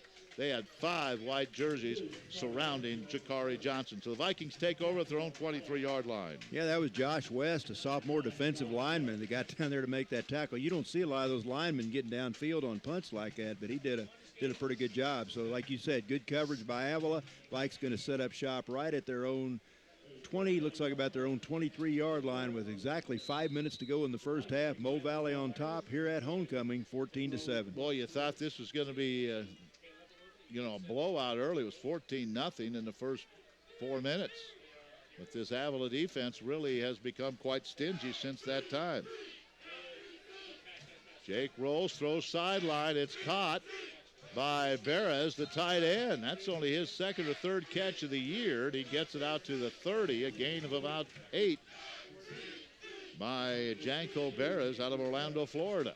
Yeah, Janko did a good job that time. Caught the ball, planted his feet, and then a good job of running after the catch. Kind of danced down that sideline, picked up a few extra yards. So let's call that a gain of about 7 on the play. Vikings need to get to the 33 to pick up a first down. They only have 1 timeout remaining in this first half. 2nd down and 3. Sanford in the backfield. They give it to Kenny. Number 7, right side, 35, lowers the shoulder, gets the first down across the 35, out to the 37-yard line. So he is up around 140 yards rushing in the first half. And it's a first down for Valley. Good block that time by offensive lineman Daniel Munoz. He got out ahead of the play and kind of cleared some space for Kenny to run. So a couple of productive runs for the Vikes here to start this drive. Yeah, the center Munoz, good block on Ryan Holmes. 1st and 10 at the 37-yard line. From the right hash mark. Out of the shotgun this time. Ball is fumbled as picked up by Elton Taylor. Taylor makes 3 yards out of what could have been a disaster. As he and Bridges collided, the ball popped straight up in the air. Taylor grabbed it and picks up 3 yards to the 40-yard line. What's that old phrase? It's better to be lucky than good. Ooh. 2nd down and 7. You're listening to KMMO Marshall and Moval.edu and viewing Viking football on Moval.edu. 2nd down and 7.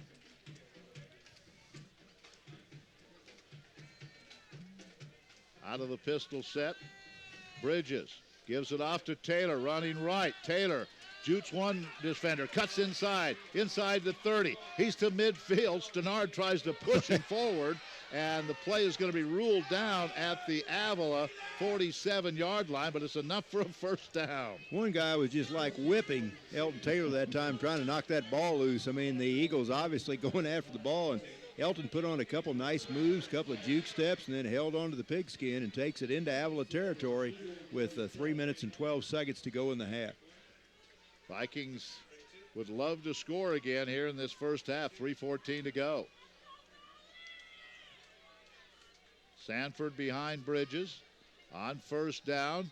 They're going to throw the pass to the outside to Mention. Mention to the 40. Cuts to the middle of the field, is tripped up as he gets to the 37. He was just starting to look for blockers downfield when he was tripped up. Another Viking is down on the far side. That should be enough for a first down, I believe. Well, it's going to be about a yard shy. It'll be 2nd down and 1. Good block that time by freshman B.J. Matthews, one of the wide receivers. Ken, sometimes those receivers don't really want to block. They want to catch passes, but that time B.J. did a nice job and cleared a little space for the run after the catch. Looks like it's one of our linemen down over there. Was out there trying to block on that like screen pass. Something around the midsection, it looks like, yeah. Not sure. 2:46 to go in the first half. Tom, you better run down and take a look at it. You need the medical staff down there. 14-7 is our score. As all the players take a knee as they work on the player. We'll let you know who that is as soon as they get him up. And I think they're going to be doing that. It is one of our offensive linemen. It's Dylan Ari, the left guard. Dylan, a freshman out of Millathon, Texas. A 290-pounder, and he's being helped off. Of course, most of the linemen wear those braces anywhere, and he is not putting any weight at all on that right ankle or right leg, or very little, as they help him off the field. So Robert Young, I would imagine, would be in his place. Young, a 350-pound freshman out of Kirkwood. We'll see who comes in to play that position. Maybe Tyrone Petit. I think Petit's in there instead. So it is 2nd down and about a yard for a first down.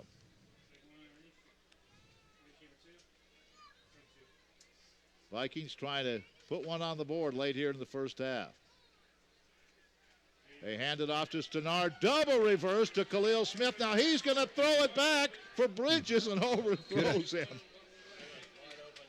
Stenard to Khalil. They tried to go to Bridges, and the tight end, Beraz, was wide open over the middle. But yeah, he was. Khalil was thrown back to the quarterback. Yeah, Khalil just kind of rolling to his left, tried to wing that one towards the sideline. I don't think he saw Jonko Beraz down the middle of the field. He was wide open. But, you mentioned all the offensive linemen wearing all that padding. Sometimes offensive linemen can play with injuries that skilled position people can't, just because they don't have to move as much, not as wide open space like that. So hopefully Ari will be back pretty quick. 3rd and a yard, straight up the middle is Sanford, first down as he crashes inside the 35 to the 34. And he wasn't messing around there. That was just straight up the field, and he picked up the first down.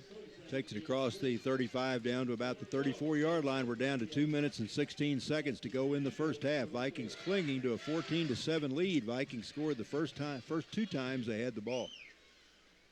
First down at the 34-yard line. 2 wide receivers off to the right side. They give it to Kenny, running that sweep play to the left side, waits for his blockers, tried to hurdle a tackler, and he goes down at the 30-yard line, but he does go out of bounds with 1:52 remaining in the half.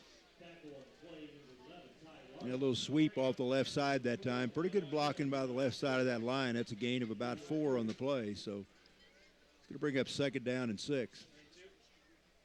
Elliott Suter's up and walking around. That's a good sign down on the sideline. 2nd down for the Vikings. They'd like to get one more in at the end of this first half.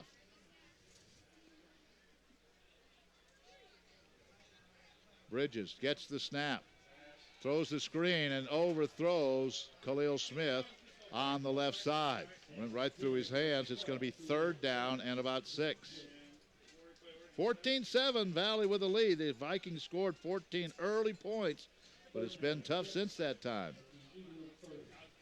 Yeah, I really need to convert here. Would like to get something to take some positive momentum into the locker room at halftime. The Vikes scored their 2 touchdowns, which seems like a long, long time ago. So would like to get another score on the board by intermission if we possibly could. 3rd down and 6. Ball on the far hash mark, on the left hash mark.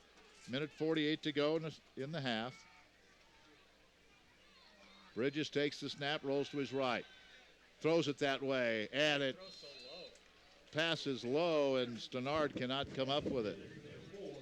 So it's 4th down, and this offense really has kind of stagnated since the first 3 or 4 minutes of the game.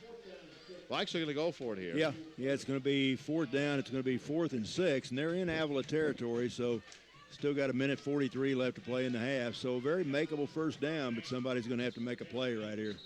Now the Vikes, timeout. And the Vikes use their final timeout of the first half. Homecoming, 1:43 to go in the half. Valley 14, Avila 7. We'll be right back. Have you lost that new car feeling? Are all those miles you racked up over the years making you a little nervous? If you long for cool new features like Bluetooth music streaming, Apple CarPlay, and Wi-Fi, come to WK. Right now, save $12,000 off select Silverados and 20% off all Cruise, Malibu, and Trax models. 2017 is calling with all its bells and whistles. So find new roads and get back that new car feeling. Now at WK in Sedalia and at WKFamily.com. For welding or fabrication, call Ernie, Bob, and Homie. the muscle behind the madness at Heinzler Brothers in Marshall. These guys do it all. From a simple welding job to major repairs, call Ernie, Bob, and Homie. They may not be pretty, but they're witty and can design and make anything out of metal. Big or small, they weld it all.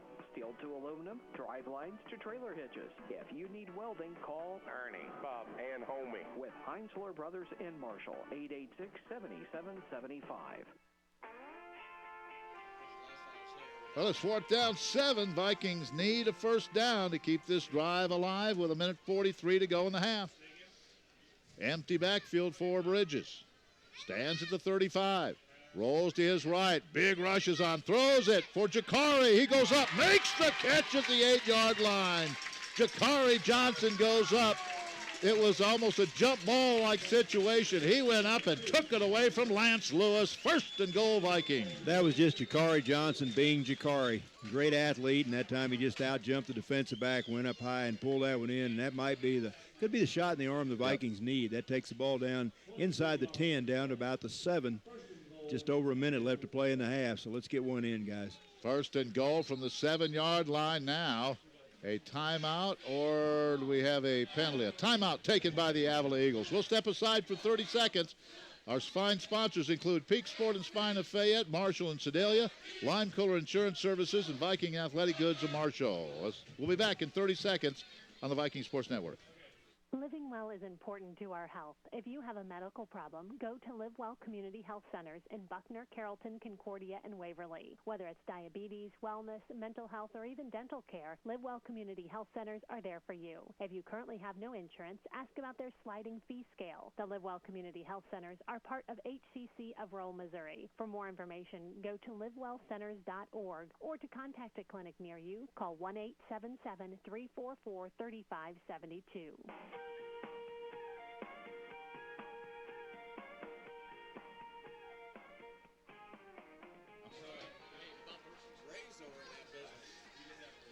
First and goal, timeout by the Avila Eagles. They want to set their defense. The Vikings have time, 1:23.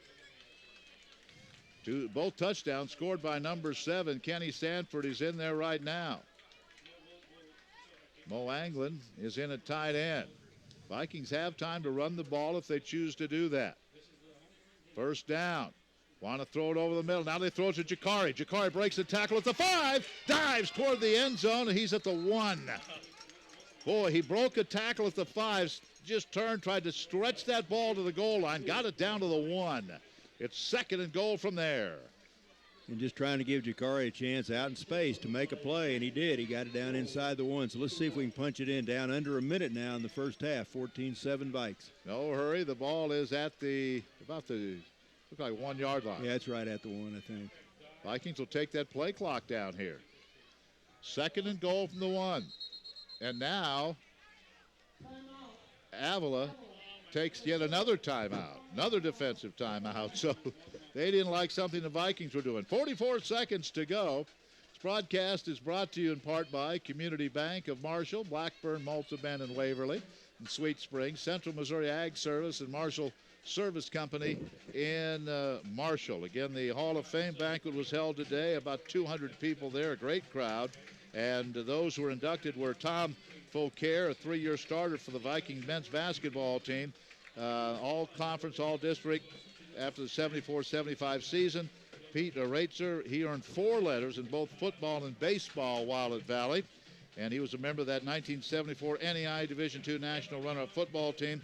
And the 3rd inductee was Kobe Aitchen, a record-breaking member of the Viking men's basketball program. He is the all-time leading scorer with 1,547 points. James Guthrie made an impact in both football and wrestling. And then 2 teams this year, the 71 track and field team, the 94-95 women's basketball team. So they'll all be honored at the half down on the field. Second and goal from the 1. Avila used another timeout. That goal line defense is in there. They're going to give it off to Sanford. The pile moves forward. He's shoved back. I don't think he got there. Nope. The clock's going to move. 37 seconds left now. He got right to the goal line, didn't get in. The Vikings have to hurry. Yeah, it's third down, so you don't want to spike the ball, so they're going to have to run the play quickly. Let's see what they decide to do. They're going to keep it to Jake.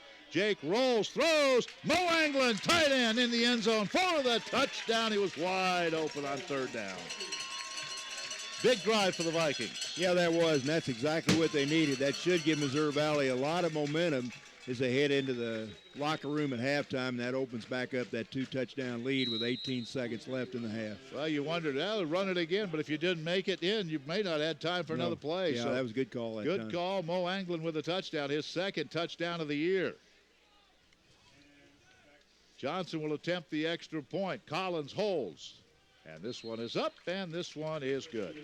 So the Vikes get that score back. It's 21-7, 14-point lead. Only 18 seconds to go in the first half. We're coming back in 30 seconds. One undeniable truth is that agriculture will always change. MFA is more than 100 years old, and we've seen a lot of changes over the years. But some things don't change, like MFA's commitment to its farmer owners and their communities. MFA does business where you live. Our employees are part of your community, and we know that for us to succeed, you need success first. Count on MFA, your Missouri-based cooperative, for the input, service, and expertise you need to farm.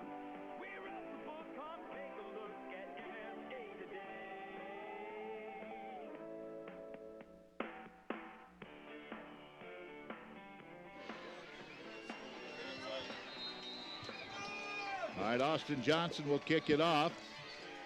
With 18 seconds to go, we probably won't see this ball go deep. He'll be kicking into the breeze. Yeah, he does send it into the breeze, and this one's going to go out of bounds, and I don't think anyone minded that at all. They'll have it at the 35-yard line with 18 seconds to go. So chance for one or two plays if indeed the Eagles try to do something. You know, Joe, we talked about, just for a few moments, about Eric Hicks, the head coach of the Avila Eagles. Played for the Chiefs for, I believe it was 1998 through 2006. Yeah, pretty good pass rusher. In 2000, he had 14 sacks out of the University of Maryland. And for his career, 44 sacks. So Eric Hicks knew a little bit about playing defensive line, didn't he? When he tells his defensive lineman to do something, they shouldn't argue with him because he's done it. Yeah, he has done it, and he has been there at the highest level. So let's see what the Eagles are going to try to do here with 18 seconds. The second half clock, they want to throw it. Going to look to throw it deep.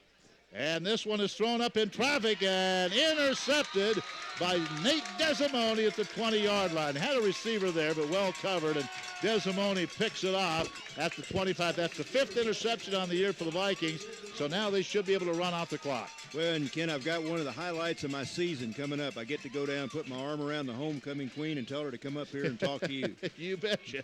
That's always a highlight of our season, but we're going to have visits with all three of the outstanding alums, and we're also going to have a visit with the homecoming king and queen. So, my goodness, all that plus Tom Sandwith in the booth. What a day. Tom said he's got the first dance with the homecoming What queen. A day this has been. And the Vikes have the lead 21-7 with 9 seconds to go. Let's see if the Vikings going to try something or just going to run out the clock. I don't know. We'll just have to see. They bring in two wide receivers right, two left. They're not in any victory formation. No, they're not going to just take us. Now flag is thrown.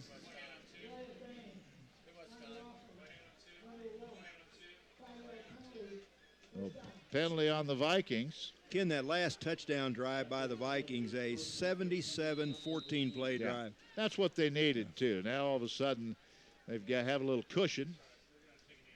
And let's see if they just take Jake's just going to take the snap, take a knee, and we are at the half.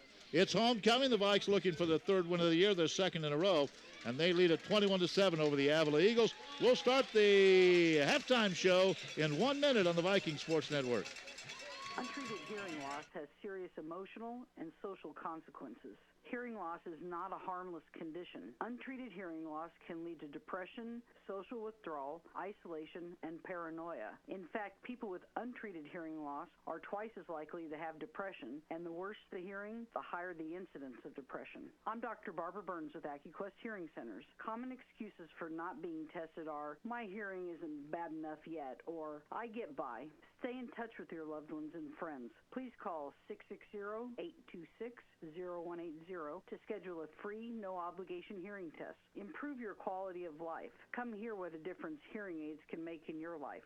Hear what you're missing. AccuQuest Hearing Centers of Marshall, Sedalia, and Boonville. We don't just sell hearing aids, we sell satisfaction.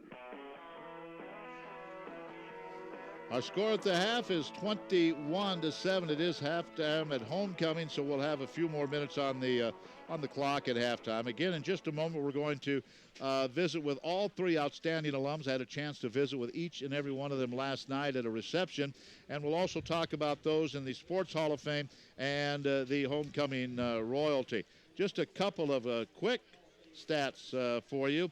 As far as the Vikings are concerned, 297 yards of offense, 167 for Avila.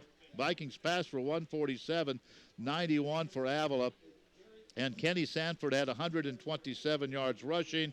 And let's see, passing, Jake Bridges was 12 out of 15 for 147. The Vikings had several penalties in that first half as well. They had 5 for 35. Avila had 5 for 45 yards. But, Joe, it looked like it all in all, the first two drives were impressive. Well, the first one, a one-play drive. I think that last drive was what you wanted to see this afternoon. A long, time-consuming drive, and the Vikings got into the end zone. Well, we started the half well. We finished the half well. A lot of dry time in between, but a couple of quick touchdowns and that big touchdown at the end. So pretty good first half for the Vikings, 2-touchdown lead.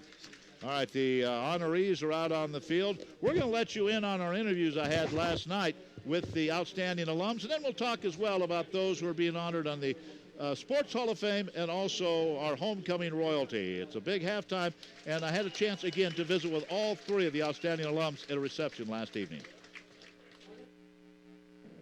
One of our outstanding alums is Jerry Everett, a class of 1966. And Jerry, have you been able to come back to Missouri Valley since you left in '66? Yeah, I've been back about a half a dozen times with my wife.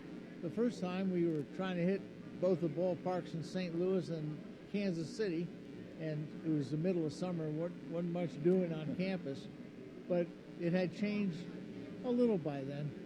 It's really changed a lot now since Bonnie Humphrey's been the president. I mean, my goodness, it's just fantastic. What brought you to Valley back in the 60s? I really didn't think I was college material, but I had an aunt who drove out here. We were living in Sedalia at the time. My father was an Air Force civilian, and he came out to work on the Minuteman project, and I tagged along looking for work. My aunt came out to visit, and she said, Gerald, there's a very nice college up the road, about 30 miles, and I think you'd do well there. So I drove up one day and met with Byron Banta, who was the dean of admissions at the time. Never asked for a transcript, never asked what my high school grade point average was, just told me to be back here in 2 weeks, and I started my freshman year. As a 1966 graduate, boy, you've had quite a career, haven't you? Yes, yeah. What's the last couple of things you've been doing? I know you worked for the NSA, correct? Yes. Is that one of the main things you did? Yes. Also a Vietnam veteran? Yes, I was in Vietnam with the 23rd Infantry Division, and I was with NSA for 39 years. And since I've retired, I stay active in my community. I was on the Alcoholic Beverage Control Board, the Planning Commission, the Board of Appeals, and now I mostly drive my grandchildren around. Although 2 of them have gone off to college this fall, and there's only one left that I have to perform chauffeur duties for. Well, you were retired in 2005, so obviously you're with the NSA during 9/11, a very, I guess, quite an interesting period in American history. You were involved with that. Terrible time, but yeah, we were involved. What did Missouri Valley mean to you as you look back at your tremendous career and at your life? What do those years mean here? It's a special place in my heart. It always has been, always will be. It gave me the skills to get out and get a job the day after I left. As a matter of fact, I had a firm written job offer in my hand 3 weeks before graduation. So it's helped. It got me a direct commission in the Army. It got me into a fine graduate school at Johns Hopkins University, and it got me the basis for a law degree from the University of Baltimore. And as you mentioned at the outset of this interview, as you look around this campus, well, the building we're in now, the Malcolm Center, it's changed a lot in those years, hasn't it? It's just absolutely beautiful. And the food in the cafeteria, a little bit different? Unlimited choices. Yeah, I mean, the food was nourishing and good here. I mean, I ate well, but, you know, it's not like it is today. If only I could be 18 again. Well, Jerry, thanks for the visit, and I'm sure you were honored when you got the call that you were going to be honored. I certainly was. Thank you, sir. Good to meet you. Thank you. Another one of the outstanding alums is Oscar Chabanda. And, Oscar, you came here, graduated what, 1986? 1986, correct. Now, how in the world, from a country in Africa, did you get to Missouri Valley College? It's a long story, but I was already in the U.S., and I was looking for colleges, and of all the colleges I reached out to, Missouri Valley is the only one that replied and was seemed to be excited to want me to come here. So it was just happenstance. And after 1986, where did that lead you? I went to work for Deloitte Consulting, and then I went on to work for IBM. And then 16 years ago, I started my own consulting firm. You're in Kansas City? Yes, right. In Kansas City, and we have clients all over, and we help people implement large IT systems. You now are also the chairman of the board of trustees, and so you're back and working hard for Missouri Valley College, aren't you? Yes, and Missouri Valley is very important to me, and I joined the board, and recently I became the chair, and we are doing a lot of very good things, and we have a great group of board of trustees, and we're hoping to continue to do well and do better in the years to come. I know a lot of those members were here this weekend. You had your annual meetings, and yes, from what I understand, very positive. It's very positive. I think we're in a better place, in the best place we've ever been, and the future looks even brighter. What did Missouri Valley College mean to you, Oscar? If you would tell young people today about your experience here, what did it mean to you in your career? Missouri Valley gave me a chance, and I think for all the young people, I would just say, just grab your chance and do the best you can. Grab your chance. It gave me a chance, and that's all I needed. You know, one thing when I talk to alumni that come back, yourself included, we talk about this campus, and to a person, they all say, I can't believe all the changes over the years. The changes are absolutely tremendous. It's a whole lot better than when I went to school here, and I feel a little jealous of the current generation. So, yeah. Oscar, always a pleasure to see you, sir. Thanks for all you do for us at Missouri Valley College, and again, we do all appreciate it. Valley will roll. Another of our outstanding alums is Lindsay Simmons from Marshall, a 2010 graduate, and congratulations on being named an outstanding alum. Thank you very much. You had to be excited when you got the call. I was really excited. I'm from Marshall, and I love being from here. I went to high school and then college, so I'm really, really honored. Now, you don't know this about me, but you got your master's degree at University of South Dakota? Yes, I did. I'm an old University of South Dakota Coyote, but it's 1977, so a few years before you. Go Yotes. What got you there? I decided to go there after Valley because I wanted to pursue a master's in English, and a lot of the professors here knew a lot about the program, and they helped me get in. And then it was on to Harvard? Yes, then I went to Harvard Law School. All right. And what are you doing now? Now I work as an attorney in Manhattan, and I represent criminal defendants. Wow. So from Marshall, Missouri, Missouri Valley College, to Vermillion, South Dakota, to Harvard, to New York City. Quite a change. Yes, it's very different, but it's been really exciting, and I'm always happy to come home. So you have been there now 2-3 years? Yes, I've been living in New York for almost 3 years now, so I'm getting used to it slowly but surely. It's quite a difference. What would you tell young people about Missouri Valley College? This is your hometown school. What would you say the advantages are of coming here? I think the biggest advantage in coming to a small school like Missouri Valley is that so many of the professors care about their students more than they care about their own research or their own work, and they're very eager and happy to help students achieve whatever dream they have and by working with them individually. And that's what happened for me, and I owe a lot to those professors. You have a large family, and a lot of them are here, aren't they? Yes, they are. And they're all from Marshall, so, bringing the townies in. How many are you going to have here this weekend, 18, 20? I think that there's 15 of us. Wow. Mm-hmm. Well, that's good for the economy of the campus, right? Well, always trying to bring business to Marshall. Well, Lindsay, we appreciate it. Again, congratulations. And I know you haven't been gone from here that long, but what a successful career you've already had. Thank you. All right, so again, appreciate all of our outstanding alums, Jerry Everett, Oscar Shabanda, and of course, Lindsay Simmons. So I mentioned those who were inducted into the Sports Hall of Fame. As you watch the MVC cheerleaders, with Tom Foucaire, a 3-year starter for the Viking men's basketball team, finished his career with team most valuable player honors, along with all conference and all district selection after the 74-75 season. Pete Raitzer earned 4 letters in both football and baseball, a member of the 74 NEI Division II National Runner-Up Football Team, a team captain on both the football and baseball teams his senior year as well. Third inductee today was Kobe Achen, record-breaking member of the Viking men's basketball program. He set career records in total points with 1,547, three-point field goals made with 298, three-point field goals attempted in most total field goal attempts. He played for Coach Tom Pfeiffer. The final individual inducted was Athletic Hall of Fame James Guthrie, impact in both football and wrestling, member of the 74 NEI Division II National Runner-Up Football Team, a 3-time Letterman, also 2-time national qualifier for the men's wrestling team. He died in a vehicle accident in May of '75, 3 months prior to the start of his senior season. 2 teams were inducted today into the Athletic Hall of Fame. 71 track and field team coached by Ken Gibler.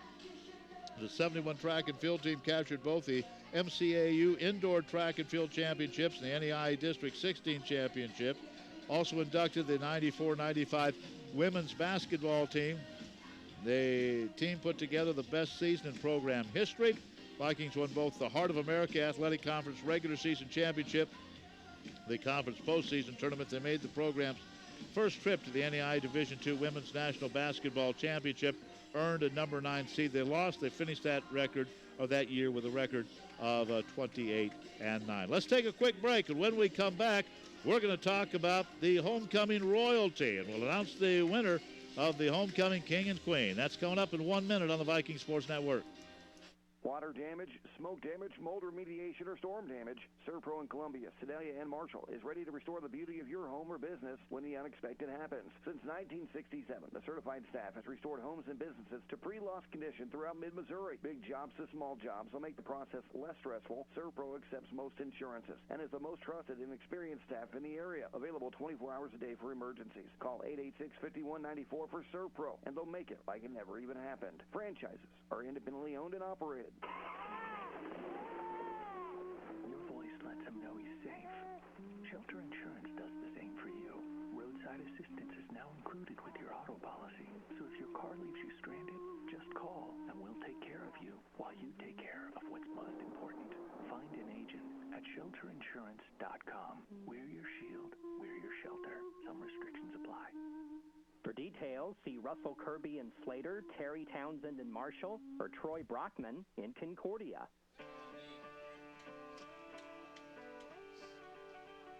We are Missouri Valley College, Volney Ashford Stadium, and the MVC cheerleaders just had a performance on the Greg Mitchell turf. And then we will introduce the royalty for you and introduce the homecoming king and queen this afternoon. Again, it is homecoming 2017. A big crowd on hand here today, and the Vikings lead it by the score of 21-14. 21-7. I'll tell you what, that cheerleader, there's some athletes out there. They work hard. Victoria Cox is a cheerleading coach. They work hard. All right, let's talk about the attendance today. The freshman attendants are Sydney Reamer and Wayne Grant. Sydney's from West Wendover, Nevada. A member of the softball team, is an exercise science major. Wayne is from Cahokia, Illinois, member of the football team, and is a computer information systems major. The next group, the sophomore attendants, are Mikai Birdley and Taylor Lavin. Taylor's from Orange County, California, is majoring in small business development. Mikai is from Jefferson City, Missouri. A member of the football team, is majoring in criminal justice. The junior attendants are Bobby Collins and Amber Tabling. Amber's from Illinois, a member of the softball team, majoring in mass communication. Bobby's from St. Louis, member of the men's basketball team. He also is majoring in mass communication. So they are your homecoming attendants. Now the 2007 Homecoming King and Queen candidates. Our first couple is Mateus Marino and Mariana Osaki. Mariana is from Sao Paulo, Brazil, is majoring in biology and pre-med.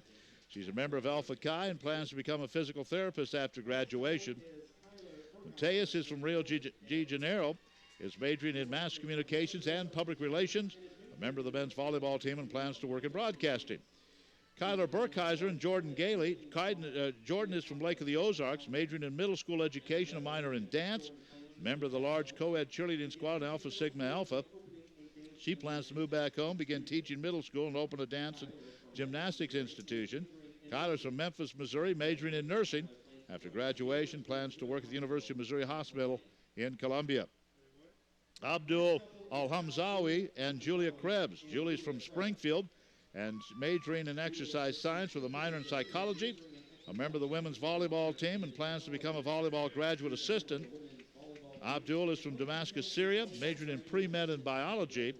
He is a member of the men's tennis team, president of the biology club, a member of the Foundation for Syrian Refugees, and is working with Dr. Travis Owen on a research project. After graduation, he plans to become an orthopedic surgeon. Taylor Gilkey is from Lee Summit, Missouri. Taylor is from Lee Summit, majoring in mass communication and public relations. She's a member of the Black Student Union and Fellowship of Christian Athletes, is in the honors program. After graduation, she plans to pursue a master's in strategic communication. Abdul is majoring in economics. He's a member of the men's soccer team, is a resident life assistant. After graduation, plans to open his own business. So there you have the senior king and queen candidates. And with us today to crown this year's homecoming king and queen are the 2016 king and queen, Jonathan Battle and Janae Stone. Jonathan, of course, was a member of the football team at Missouri Valley, and Janae Stone was a goalie on the women's soccer team. So those are the candidates for king and queen, and now we'll have the announcement of the homecoming king and queen. Andy Polverenti, the sports information director at Missouri Valley College, will make that announcement. So as Jonathan Battle and Janae Stone walk across the field here, they will announce the homecoming king and queen, and hopefully we'll have them up here for a visit in a few minutes as well. Your 2017 homecoming king and queen are Mateus Marino and Taylor Gilkey. Mateus Marino and Taylor Gilkey, the homecoming king and queen. Mateus is from Brazil and Taylor from the Kansas City area. Let's take a break. When we come back, we will go over some stats, and we're also going to have a visit with Matt Moreno and Taylor Gilkey, the homecoming king and queen. We're back in a minute on the Viking Sports Network. Isn't it great? Football is back. At Columbia Orthopedic Group, we love this time of year. The pads will be popping and the crowds will be yelling. It's football season again. We also know with school back in session, this is the time of year injuries can happen. Why go anywhere else when the trusted physicians at Columbia Orthopedic Group can get you back in the game? Give us a call at 573-443-2402 for your appointment today. I'm the neighbor with the orange tractor. I plant, grow, harvest, haul, and feed. Caring for the land is a responsibility we all share out here. For our families, for us all. Right now, a Kubota M7 can be yours with 0 down and 0% financing for up to 84 months. Now through December 31st, 2017. See us or go to KubotaUSA.com for more information. See Marshall Service Company, 1714 Commerce Drive in Marshall, or call 886-3011. Well, again, congratulations to Matt and also to Taylor, both mass communication students, and they will both be joining us here shortly. There's a little bit of a visit about their homecoming duties today. So good way to end the homecoming, as Matt Moreno and also Taylor Gilkey are both members of the Mass Communications Department. Taylor's been working this game. She had to go down and do the homecoming, be introduced to this large crowd here at homecoming.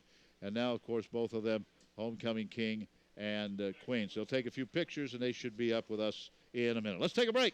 When we come back, we'll continue our halftime homecoming activities. Vikings lead it 21-7 over Avila. Back in a minute. This is David Kane at the Kane Insurance Agency in Carrollton. As an independent agent, we continue to add new companies and coverages to make sure our customers have the best available choices for all their insurance needs, whether that's crop insurance, auto, home, farm, or commercial. We have access to several farm insurance companies and can write an entire farm policy or just the grain truck your current carrier doesn't want. If you haven't reviewed your policy recently, stop by or give us a call. Quotes are free and could save you money. At the Kane Insurance Agency, you get quality coverage at the best rate. Everyday professional landscapers have miles to go and acres to mow. From first light to dark, these hard-working pros put extreme demands on their equipment. Now you can enjoy the same dependability with Toro walk and zero-turn mowers. At Davis Lawn Equipment in Marshall, they offer a wide range of mowers for one of the best-performing brands in the business. Built tough to last with consistent performance and easy maintenance for as long as you own your Toro. Visit Davis Lawn Equipment at 317 North Jefferson in Marshall to experience Toro walk power and zero-turn mowers for yourself. Toro, count on it.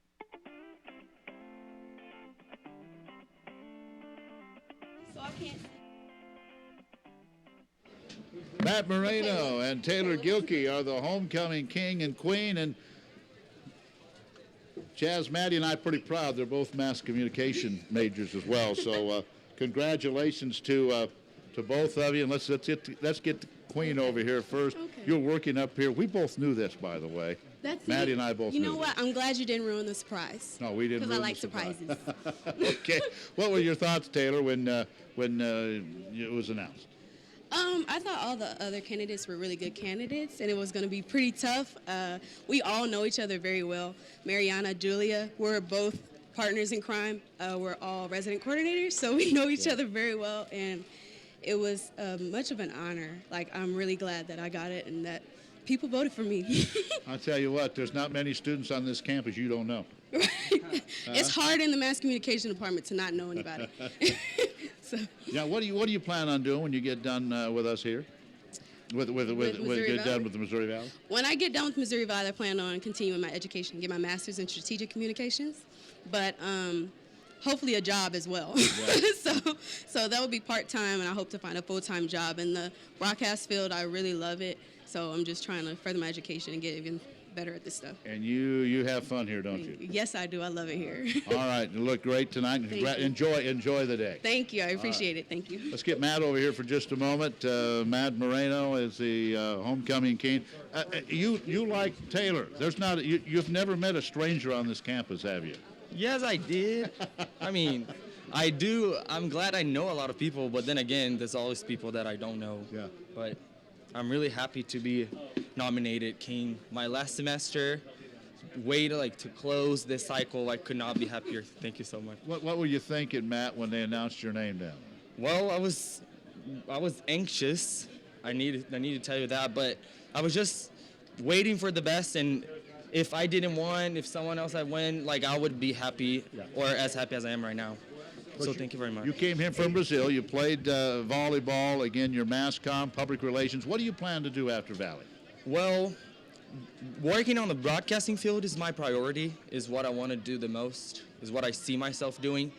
But then again, being a graduate assistant and being an assistant coach and getting my master's is always a possibility. So I'm still deciding, and hopefully I just decide for the best and just go towards the best path.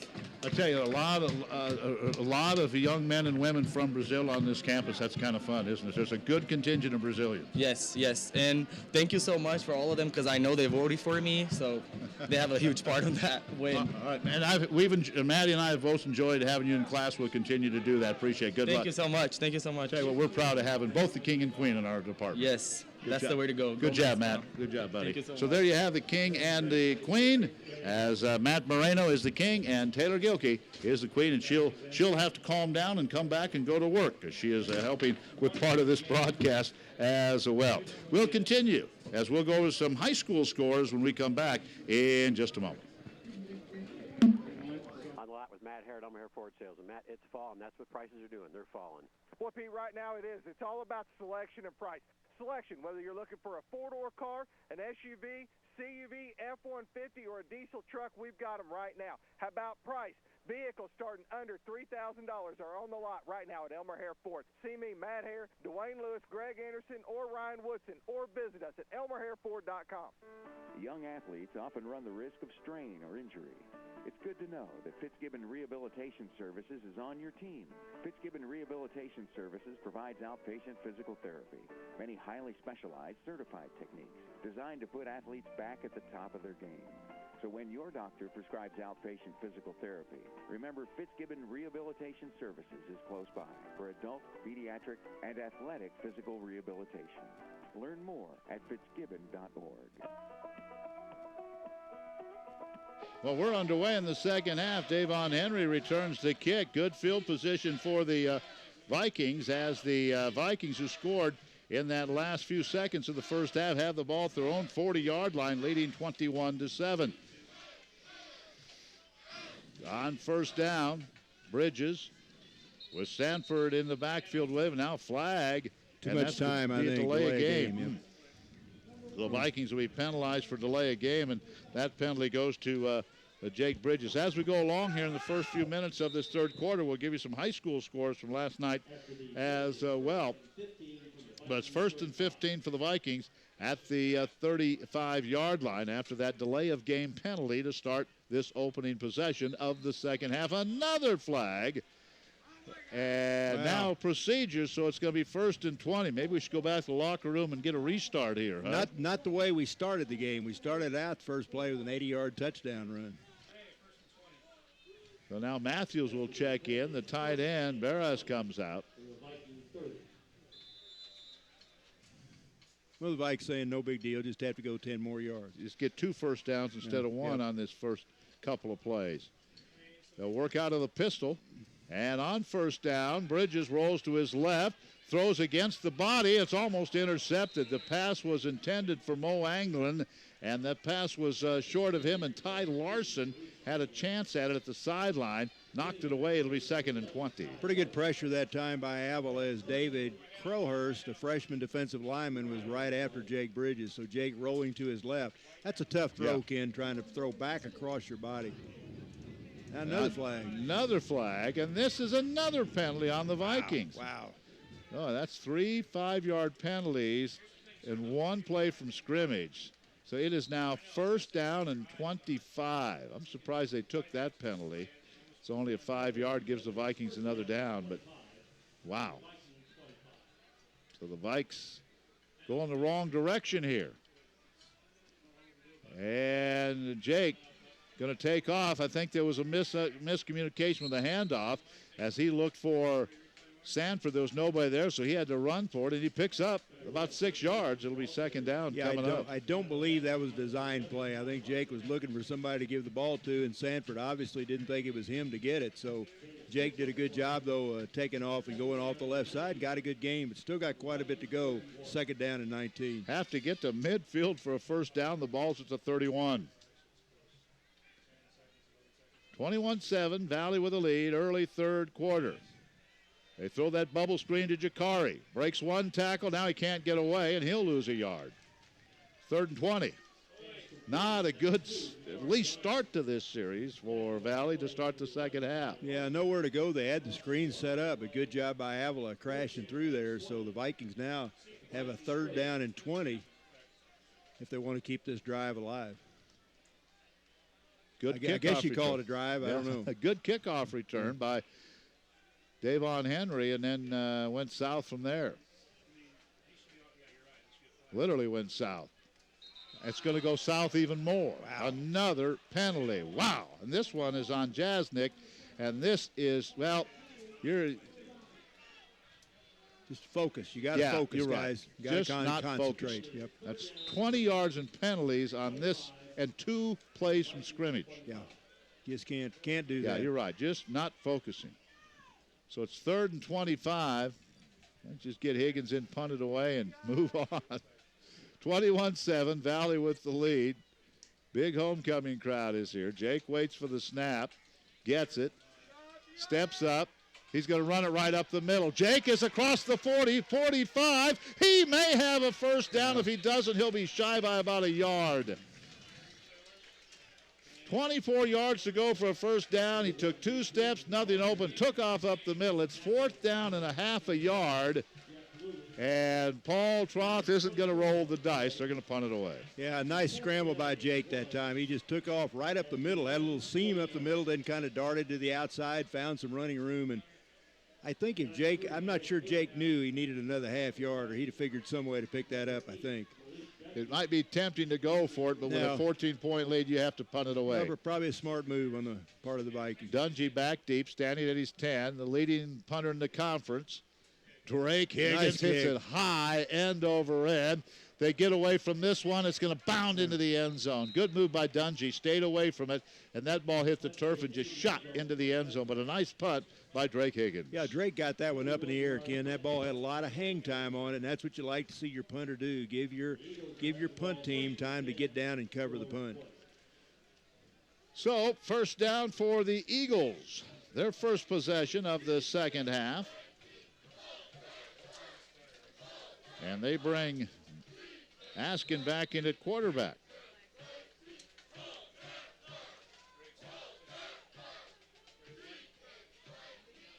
First down for the Eagles. They showed the ability to run the football in that first half. From the 20-yard line, they hand it off to Anthony, and he runs right into Kilgore. Very little gain. It'll be 2nd and 9. Yeah, Big Carton right there stood that play up in the hole. We will give him a yard on the play, but 350 pounds, you're not going to move him very easily, and he clogged up the hole that time. Nice tackle. 2nd down and 9. Vikings again going to that 3-3-5 defense.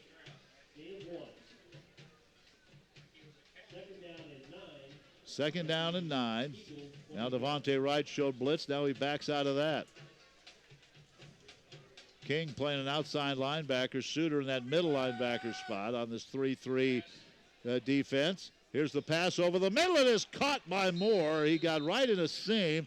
Devontae Wright was trying to cover him, and they threw it right over the middle. He makes the catch at the 41-yard line, first down. Looked like the Vikings in some kind of a zone defense that time in pass coverage, and Moore found a hole, a seam right in the middle of that zone. So first down for the Eagles at their own 41-yard line. Again, the only final score we have is Baker, an easy win over Mid-America Nazarene this afternoon. First down at the 41-yard line. Working out of the pistol is Askin.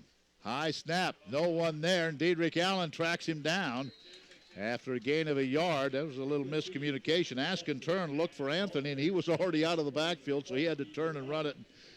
Allen tripped him up. Yeah, good play by Diedrich. That's his 8th tackle on the day. He has had a big football game. Second down and a long 8. 11:05 to go. Third quarter. Vikings up 21-7. Trying to win their second in a row and get the South Division off to a good start. Empty backfield for Askin. Looks to his left. Now back to the right. Throws it to the sideline. Back shoulder throw, and it's dropped by Berry. They tried the back shoulder throw. Vikings had good coverage. That was Dre Johnson on the coverage that time, and Dre that time was he was right with Berry step for step. And Berry does a good job of coming back for the ball, and that time Dre was right with him all the time. So 3rd down and 8 from their own 43-yard line for the Eagles. 10:48 to go, 3rd quarter. Coming up on 4 o'clock, KMMO Marshall, moval.edu on the Viking Sports Network. 3rd and 8, out of the pistol. Askin rolls. He's in trouble. He's hit just as he throws, and guess who? Dedrick Allen gave him a shot just as he tried to throw it. The ball hits the turf, incomplete. Yeah, Dedrick came off that left side, left defensive end, and good defensive play that time. He has had a big afternoon defensively. So, punting it away again will be Landon Neely. Jakari Johnson back deep. About time for JJ to break one. Standing at the 25-yard line. You know, good crowd here. A lot of folks sitting on the grass on the north side, up the balcony of the Malcolm Center for Student Life. Here's the punt.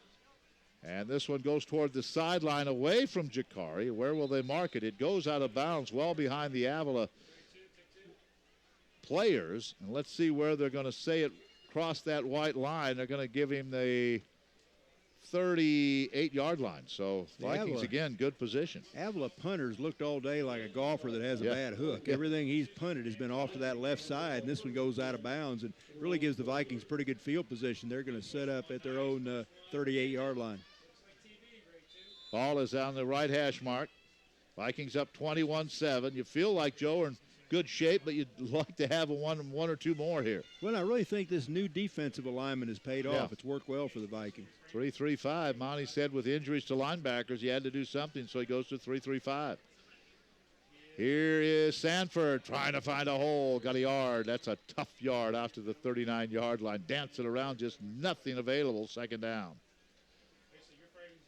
Well, you want to get that running game established. Of course, that 80-yard touchdown run, that got the game started for the Vikings, so trying to get that going once again. So short gain on the play. Let's call it a gain of 2, 2nd down and 8 for the Vikings. CMU Eagles will be here next week. It's a 1:30 start. We'll be on the air at 1.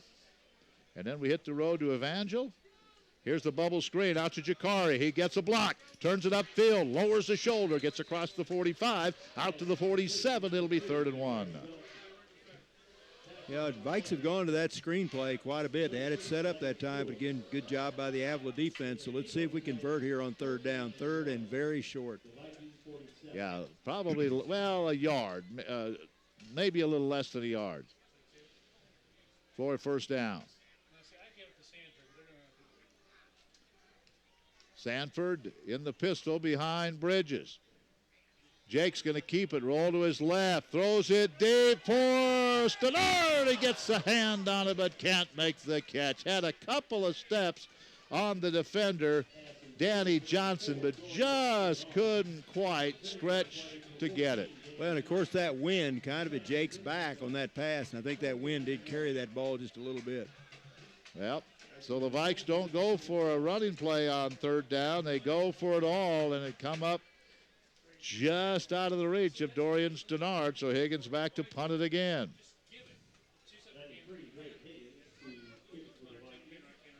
Dungy. Another nice kick by Higgins. Boy, and high spiral. Catches inside the 5. The Vikings are going to go. Kirk can't keep it out of the end zone. Kirk got his hands on it at the 2, but his momentum took him into the end zone. 2 very nice back-to-back punts, though, by Valley kicker Drake Higgins. So the Eagles will have it 1st and 10. Well, the Vikings went for the kill there, if you will, instead of trying to keep the drive alive, and came up a little short, so the defense right back on the field. 21-7 is our score. The Vikings with the lead. We'd like to thank Shelter Insurance Agent Terry Townsend of Marshall, Troy Brockman and Concordia, and Russell Kirby Slater, and Weber Seeds, Wood and Houston Bank, and Fitzgibbon Hospital, all of Marshall, for being with us today. 1st down for the Eagles. They'll keep the ball on the ground. Trying to get to the outside, and nowhere to go is Raven Josiah. He is hit for a big loss back at the 15. Ken, it'll be easier to tell you who was not in on that tackle than you can name all the players that were. The whole right side of that Viking defense penetrated into the backfield, and that's going to be a loss of, looks like about 5 yards on the play. 2nd down and 15. I know Palmer was there. I know Kilgore was there. King was around the play. Allen was around it. Big loss. Jailbreak. Second down, we'll call it 16. Just shy of the 15-yard line. Askin waits for the snap, gets it, backpedals, steps up, throws over the middle. It's incomplete. He was trying to get that one to Moore. The pass was high. Johnson with good coverage. It'll be 3rd and 16. Yeah, and Gregory Johnson got there the exact moment the ball got there. That was perfect coverage that time as he plowed into Bailey and knocked that one loose, or Barry and knocked that one loose. So good play. 3rd down, 16 coming up. And remember, they'd have to punt it into the wind. So if the Vikes can stop him here, should get really good field position. 3rd down. They want to throw it. In trouble. Here's a sack back at the 5-yard line. Asking nowhere to go, and he just had to eat that one back at the 5. And it'll be 4th down, and they'll be punting from the end zone. Kyerton Kilgore, Joseph Trout, both back there.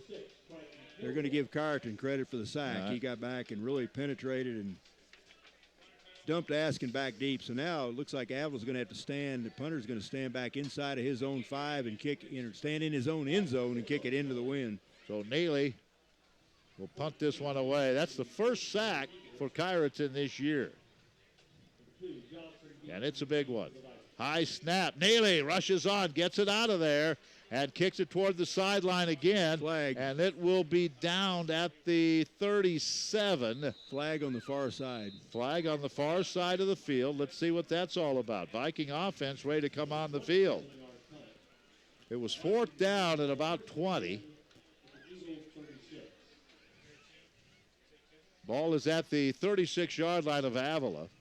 So the defense with a 3 and out, a sack, a couple of sacks, a tackle for a loss, really helped field position here. See who the penalties against here. Ball's at the 36-yard line. We'll wait and see what happens.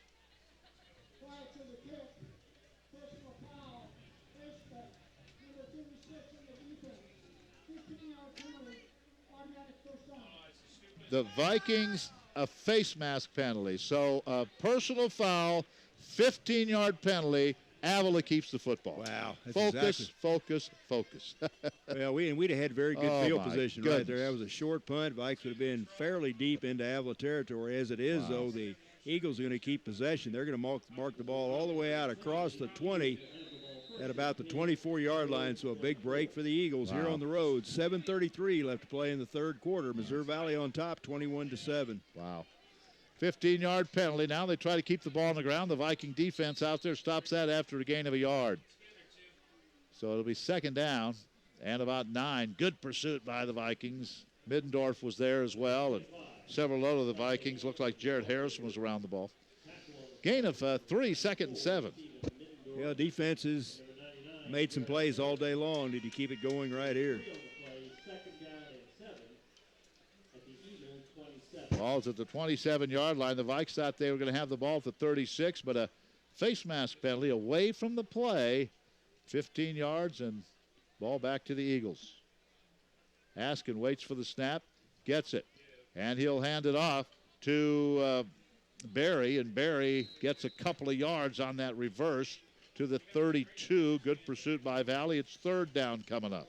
I think Davon Henry, the first one to make contact there. Yeah, they gave it off to Barry. Davon came up, make the stop, and it's going to be 3rd down. 3rd down, it looks like about 3. They have to get to their 35-yard line, or just about the 35, to pick up a 1st down. From the left hash mark, Vikings show blitz. Now they'll back out of it as Askin takes a look over to the Avila sideline here on 3rd down and 3. He'll take the snap from about the 26-yard line. Quick drop. Wants to take off with it. He's going to be close to the 1st down, slides and gets the 1st down at the 36. So the drive continues. Trout was right there to make sure he didn't go any further, but he got the 1st down, and the drive continues for the Eagles. 5:58 to go, 3rd quarter. Well, you just hope this giving them a second chance doesn't come back to do damage to the Vikings. Need to stiffen up right here. 1st down, 35-yard line. Askin will wait the snap. Now the penalty flag, and it's going to be a procedure on the Eagles. One of the Vikings jumped and pointed at Ijuzu, the tackle on that right side. Ijuzu with a 5-yard penalty. It's 1st and 15.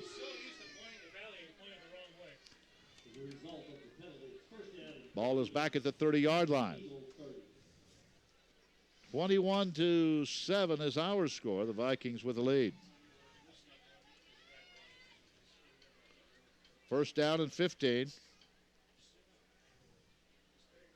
Vikings are going to blitz on this play. They get the pass away to the sideline. Good job, good coverage. Pass is complete to Dungy, but not much there, maybe 3 or 4 yards. Yeah, that was Trey Johnson over there. Believe Trey it Johnson, was, yeah. Trey came up and, hit the receiver immediately after the ball got there. And that's about all you can do on that pass play, but he played it about as well as you could. So give him 7 yards on the play, 2nd down and 8. Another score in William Penn beat Culver Stockton 32-10 today.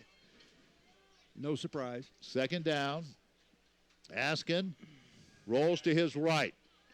Looking, throwing.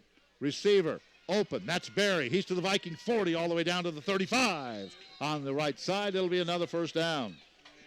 Well, remember, the Vikings had possession, but a personal foul face mask penalty away from the ball gave Avila the ball, and they're moving downfield. 1st down to the Viking 35. Greg Johnson, Nate Desimone, that tackle, but good protection by the offensive line of Avila. Askin hands it off to Anthony, running to the left, picks up a yard. It'll be 2nd down and 9. Yeah, good job by Carton Kilgore. Carton slid down that line of scrimmage, grabbed him around the ankles, and drug him down.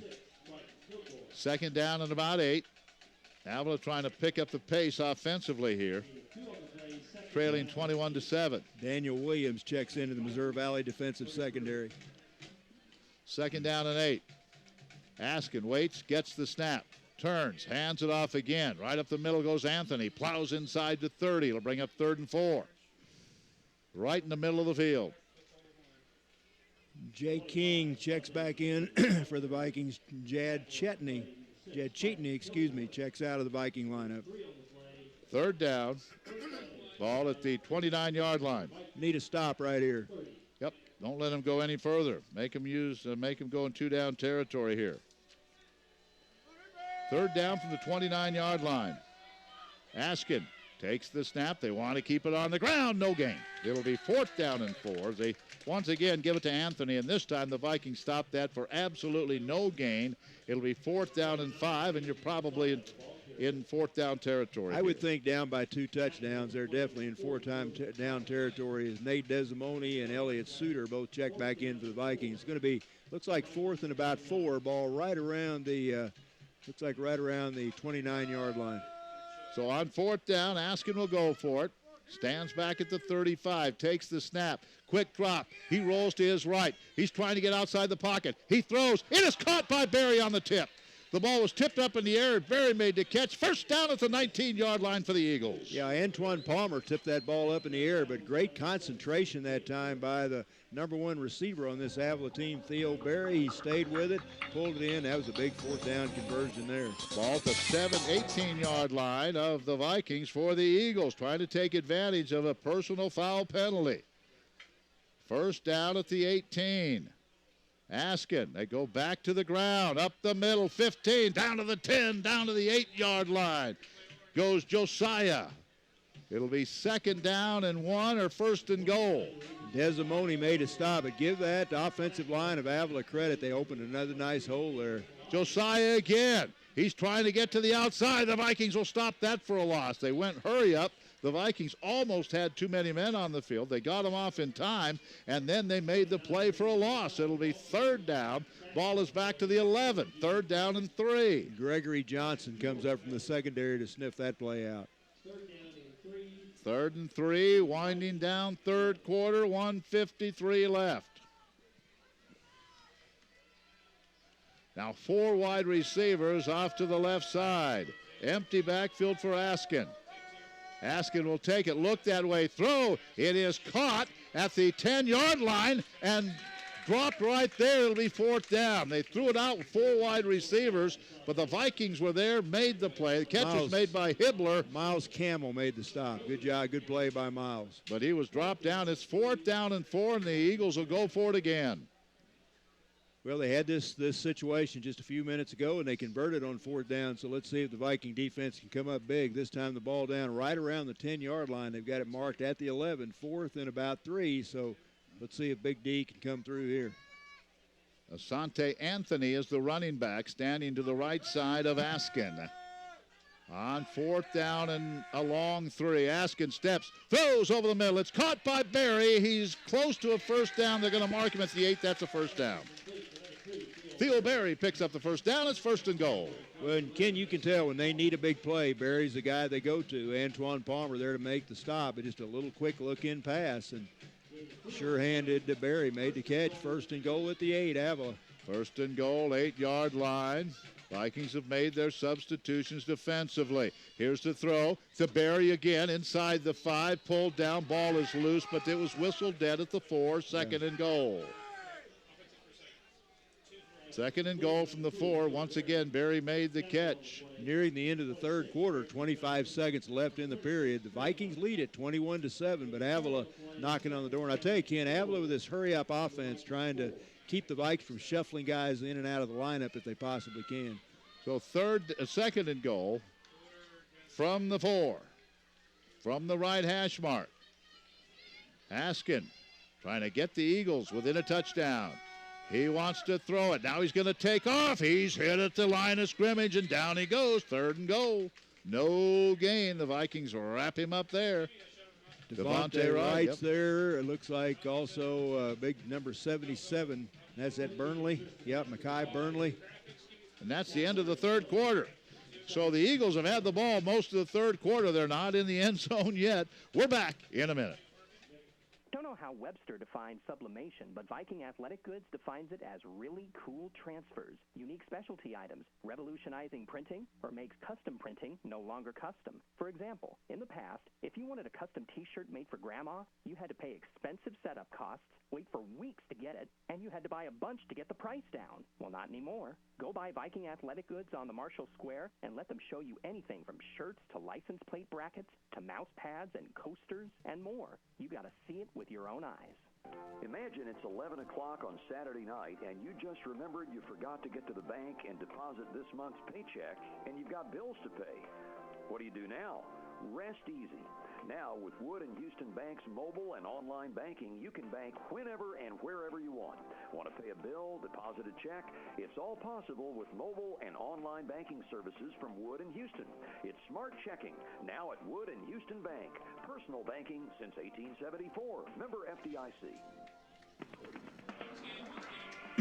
All right, it's 3rd and goal, 5-yard line as we've changed ends of the field for the Eagles now.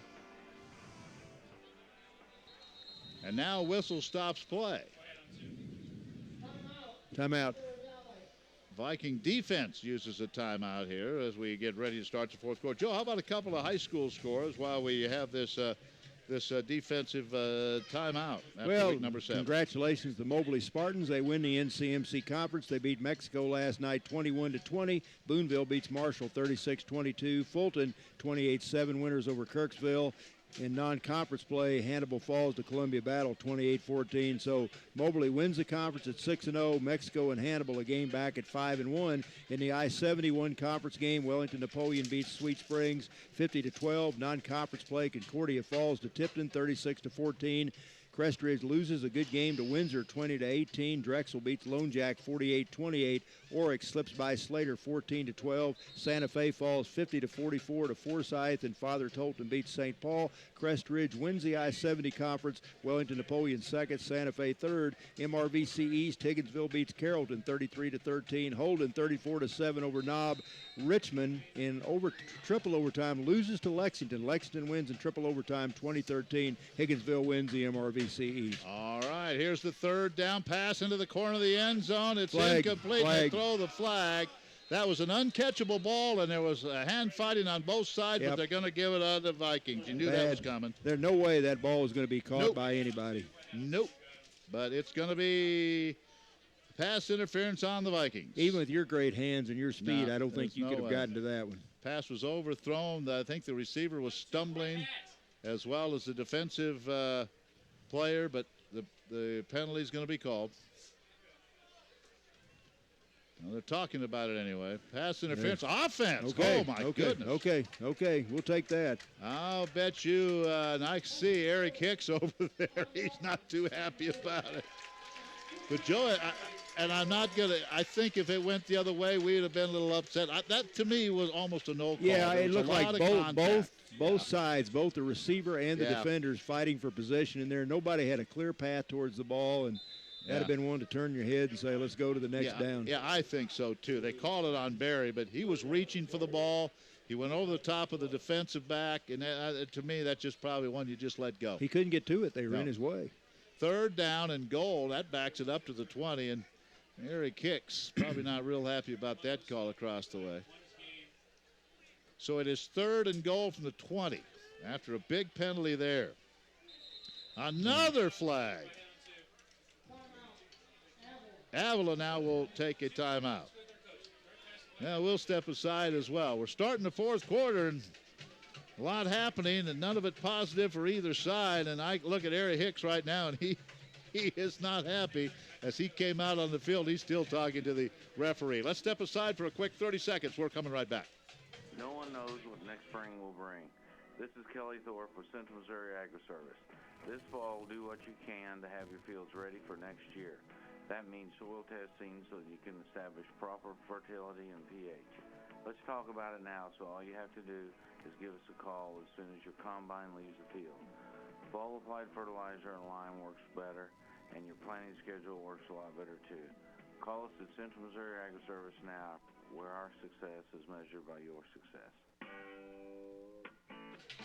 Well, that 3rd quarter was pretty well controlled. I mean, as far as time of possession by the Avila Eagles, they're still trying to get into the end zone. It's 3rd down and goal from the 20. They had a 3-and-out face mask penalty on the Vikings. They've continued this drive, but now offensive interference really has put them back here on 3rd and goal, and now almost sacked, getting away, throwing it into the end zone, and it's incomplete. Was Askin. He was almost sacked back at the 32, got away, tried to throw it to Dungy. Good coverage back there, and it'll be 4th down and goal from the 20. Good rush that time by the Viking defense. Good coverage in the backfield by Davon Henry. Henry was with the receiver step for step. So Vikes will take over 1st and 10 on their own 20. And Ken, once again, the defense steps up when they had to. Now they're going to attempt a field goal here. Landon Neely, his longest has been 36. Well, this is right there, a 27-yard attempt from the right hash mark. Vikings coming after it, another flag. Wow. And that kick is short. Delay of game, I think, against Avila. Delay of game. Well, now you're not, if that one was short, you're not going to back up 5 and try it again, I wouldn't think. Coach, I was just practicing that time. Let me have one more whack at it. Yeah, so now they're going to bring Neely over. Neely's also the punter. So he's coming off the field. The offense is coming back out. I think you almost got to go for it here. Field goal is really not going to do you all that much good down by 2 touchdowns. So I think you try maybe a Hail Mary to the end zone or try to get one of your playmakers loose. But I think that's what I'd do. But that's why I'm up here and they're out there. It is 4th down and goal from the 25. Back to throw. Rushes on. Sack. Dedrick Allen. Askin is down. Dedrick Allen with another sack. And the Vikings take over at their own at their own 24. It was 3rd and goal from the 4. Interference penalty on the offense, and then a sack. And the Vikings take over. Well, they take over their own 29. 1st down. Dedrick was in that backfield. Lickety split. Came off that end position. Carton Kilgore also there, but Vikes defense holds once again, so they'll take over 1st and 10. 1st and 10 for the Vikings. That was a big stop, Joe. That was a big stop. Yeah, that was. That was because they had the momentum. They were driving, and the Vike defense stepped it up. Now Valley takes over, and they give it off now to Taylor. Taylor is loose. 40-yard line. He's up the left sideline, still on his feet as he goes out of bounds at the Avila 46-yard line. 1st down. Elton Taylor. Yeah, Elton, the freshman, broke loose that time and trying to get the number. That was a touchdown saving tackle over on that far side for Avila. And try to get the number here if I can. That was one of the defensive backs. I think that was A.J. Hibbler freshman defensive back who made the stop. First down at the 44-yard line of the Eagles. Jake gives it off again to Taylor. Oh, this time the young man is hit after, I don't think he got back to the line of scrimmage. He tried to make a little move on the left side, and he was thrown back. No gain, second down. Vikings trying to take some time off the clock. Again, we're in the fourth quarter. Valley up 21-7, 13:50 to go. Coach would love to have a couple of running first downs here.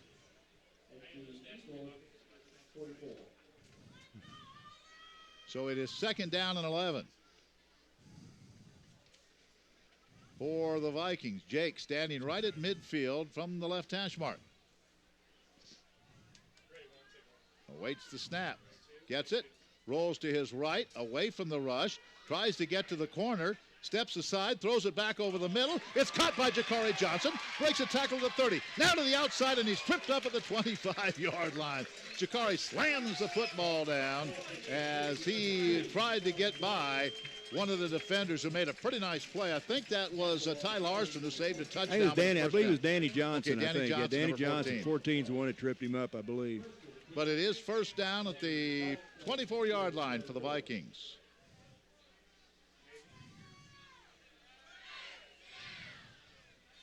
Ball at the left hash mark. Vikings trying to go up by 3 scores if they can put one in here. Jake, they give it back to Khalil Smith. Jake rolled right, threw it back to the left. Khalil had a couple of blocks, gets inside the 20-yard line, down to the 17. Good gain. Second down coming up. Well, you'd like to have one more, Joe, just to kind of have some breathing room here. Yeah, it wouldn't hurt a thing. Go ahead and punch one more in. We're in the fourth quarter. Vikings looking to go 3-4 on the year with CMU coming in next week.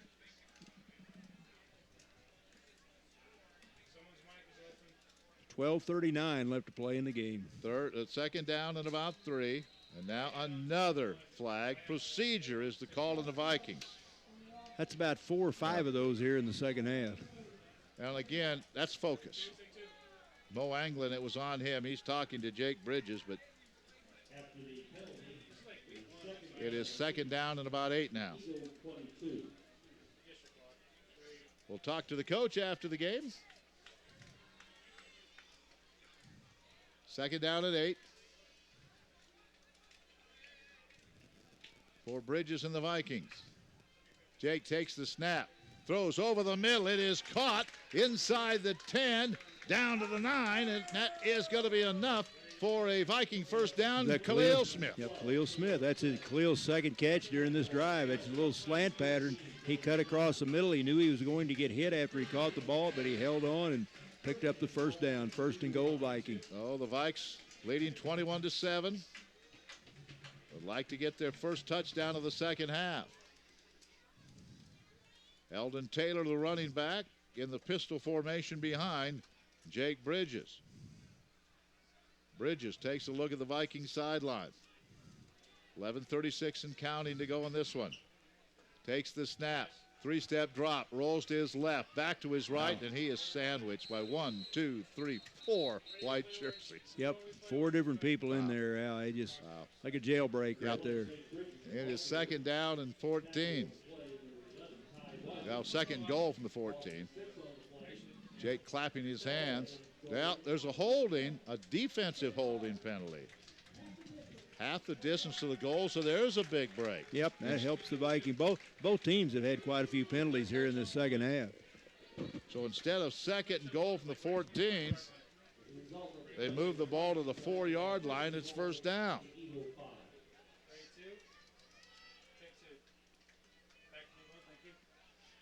First down for Valley, 4-yard line. First and goal. Bridges rolling to his right, rushes on, throws it back to the left, and Anglin can't get there. Jake had him open, but in fairness to Jake, Ty Larson had a beat on him. He had to throw the ball. That's that old isolation play. You roll your whole offense to the right, then you break one receiver to the other side of the field, and Anglin was open that time, but like you say, Jake under great pressure had to throw it in his direction just a little bit too far. So second and goal from the 14. Any kind of a score would be big here. You'd like to touchdown, but even a field goal make it a 3-score game. Mention goes in motion from right to left. Jake takes the snap, throws it that way. It's caught by Mention into the end zone. Touchdown. The man in motion, Mention, turned, made the catch at the one, got into the end zone left side. 27-7. Joe, you give part of that score to the defense. They held, and they'll allow this drive to occur, and the Vikings up by 3 scores. Yeah, good job that time. Nice route by Moses Mencham. Is that his first touchdown of the year? I believe it is. I think it might be. He's caught some passes, but that's the first time I remember him catching a touchdown toss. He had 7 catches coming in. That's his first touchdown.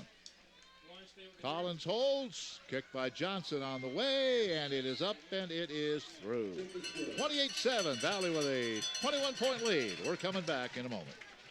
Peak Sport and Spine is Missouri's largest provider of outpatient orthopedic physical therapy services. I'm Jamie Case, staff physical therapist. Peak Sport and Spine is ready to meet your physical therapy needs using the latest manual and soft tissue techniques to help you regain your optimum level of function. We see everyone from the weekend warrior to the elite athlete. We also specialize in worker compensation, helping you get back to your job as quickly and safely as possible. So if your physician prescribes physical therapy, choose Peak Sport and Spine. You can see us locally in Sedalia, Fayette, California, and Marshall, or visit us on the web at peaksportspine.com. Two things most people have, a home and a car. At Lime Cooler Insurance Services, we represent many independent insurance companies that offer discounts on both your home and car insurance. Whether you own or rent, you need insurance. Landlord insurance does not cover you. Only your insurance will.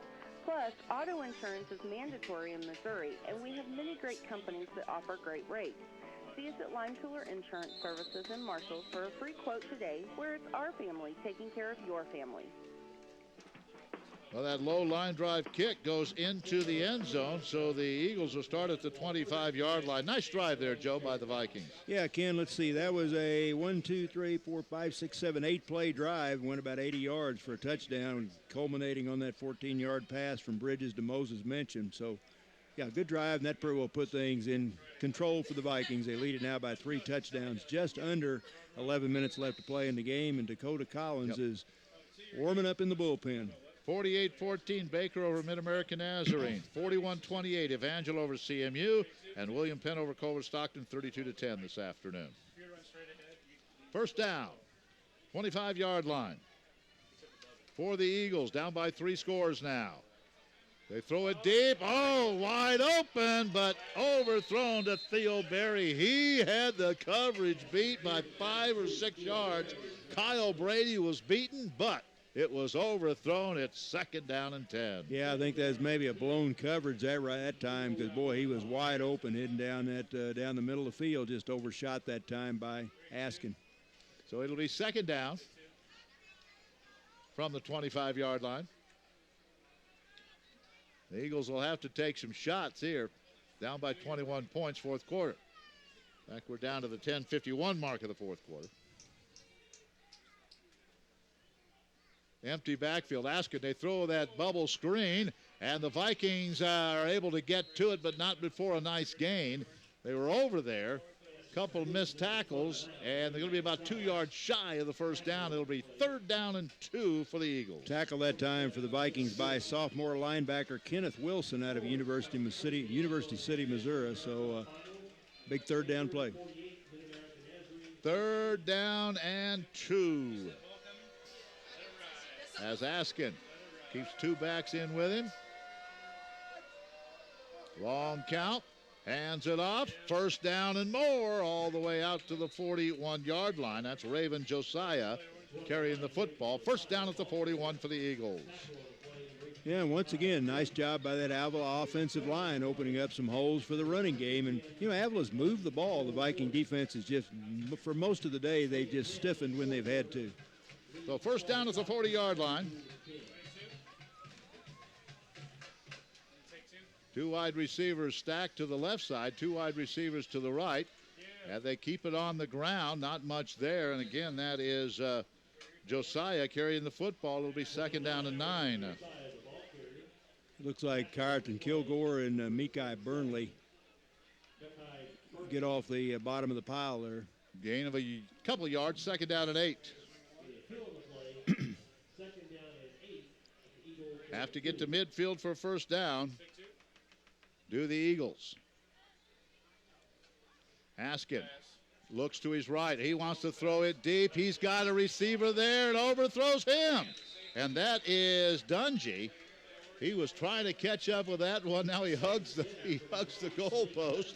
He was open, but that was overthrown. It's 3rd down and 8. I tell you, Askin's got a good arm. Yes, he does. Those last 2 passes, he's thrown both of those a long way.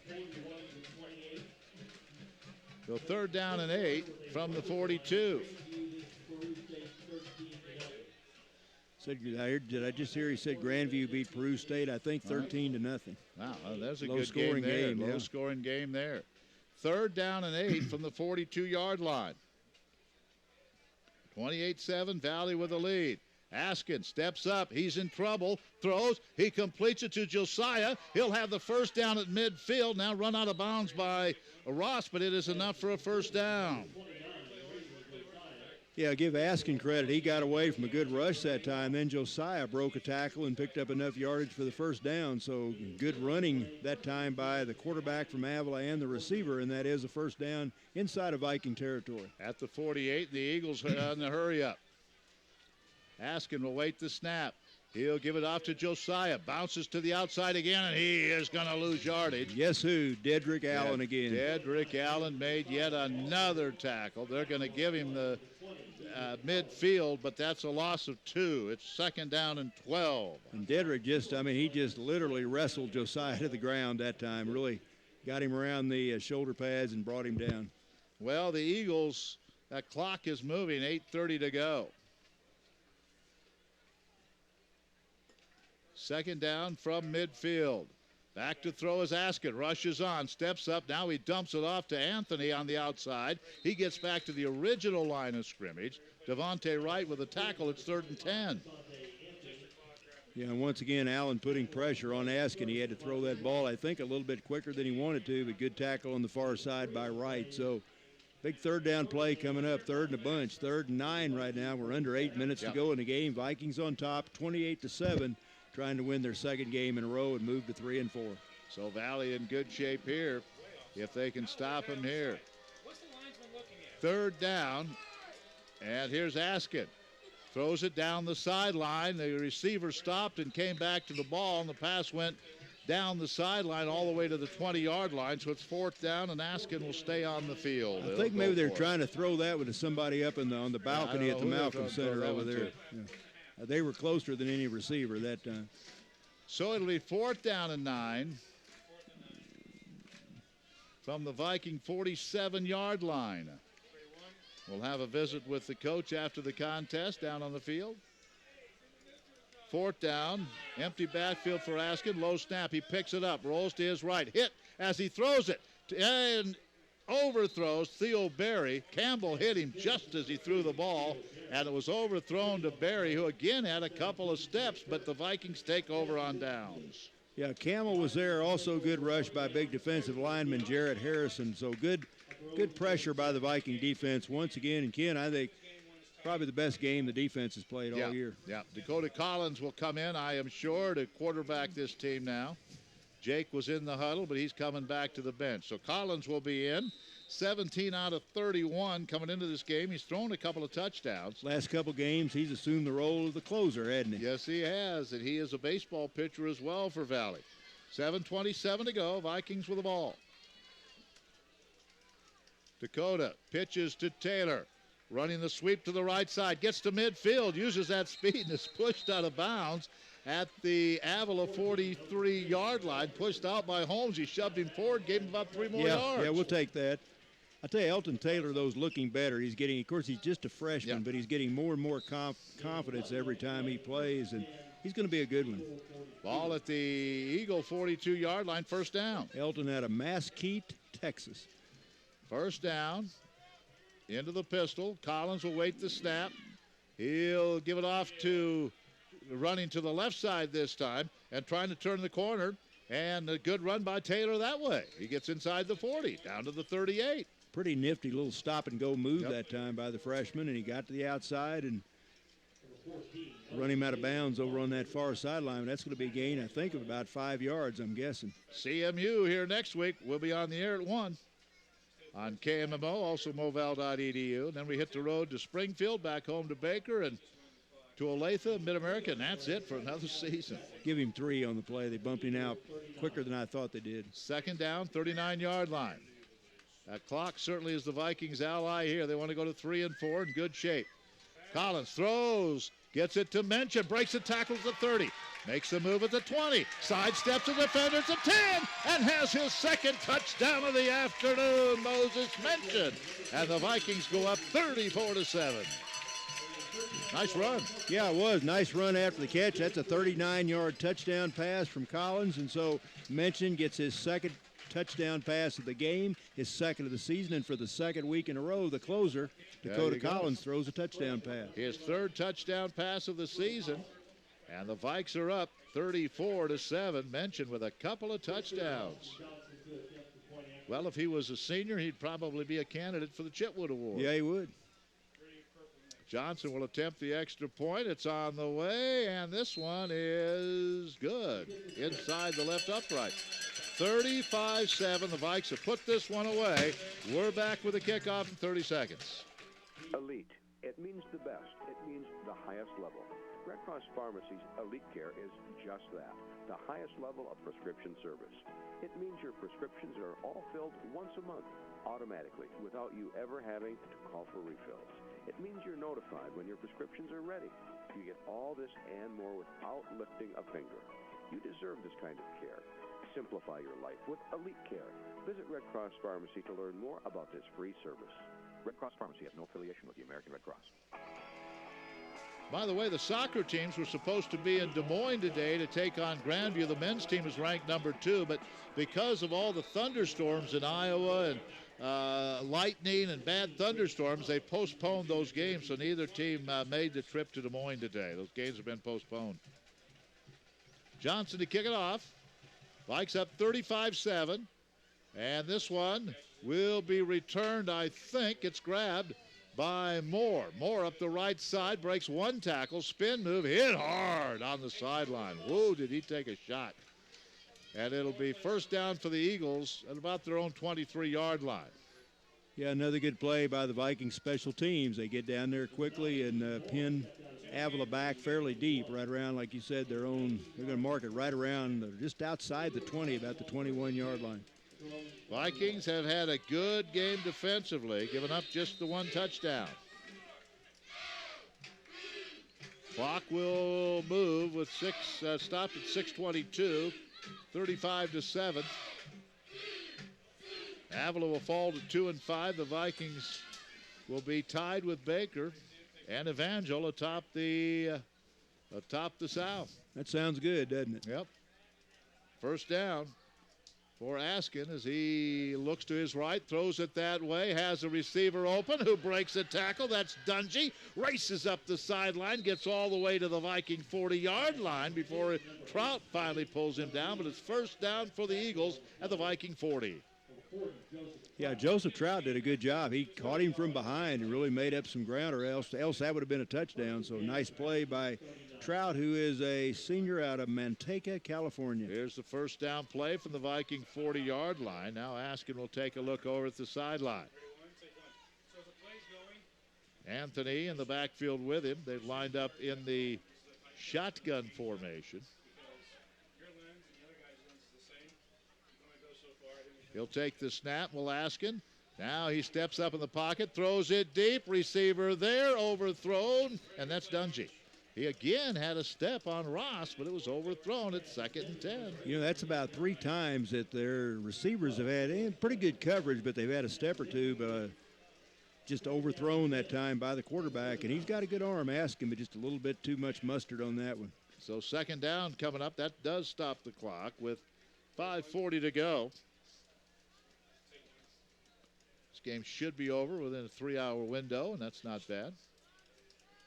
Second down and 10 from the 39 for Askin. Now they want to keep it on the ground. He gives it to Anthony. Hit right at the line of scrimmage. No gain. It'll be third down and 10. Kyron Kilgore there again. Kyron's been involved in a lot of tackles here this afternoon. Hey, Kyron has had a big game as a senior. Dedrick Allen as a senior has had a big game defensively. Third down and 9 from the 39-yard line.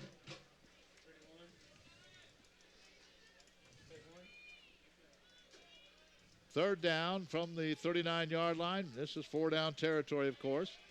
Askin takes the snap, looks straight ahead, now swings it to the sideline. They'll pick up a few yards shy of the first down, get it to the 31-yard line, but it's going to be 4th down and 2 coming up for the Eagles. Pass was completed to Moore. 4th and 2. Well, let's see. The Viking defense has done a pretty good job of holding all afternoon. Let's see if we can do that one more time here. Askin will take the snap at the 35-yard line. Looks over to his sideline. This is the last time we'll see Avila in the Heart of America Conference in football.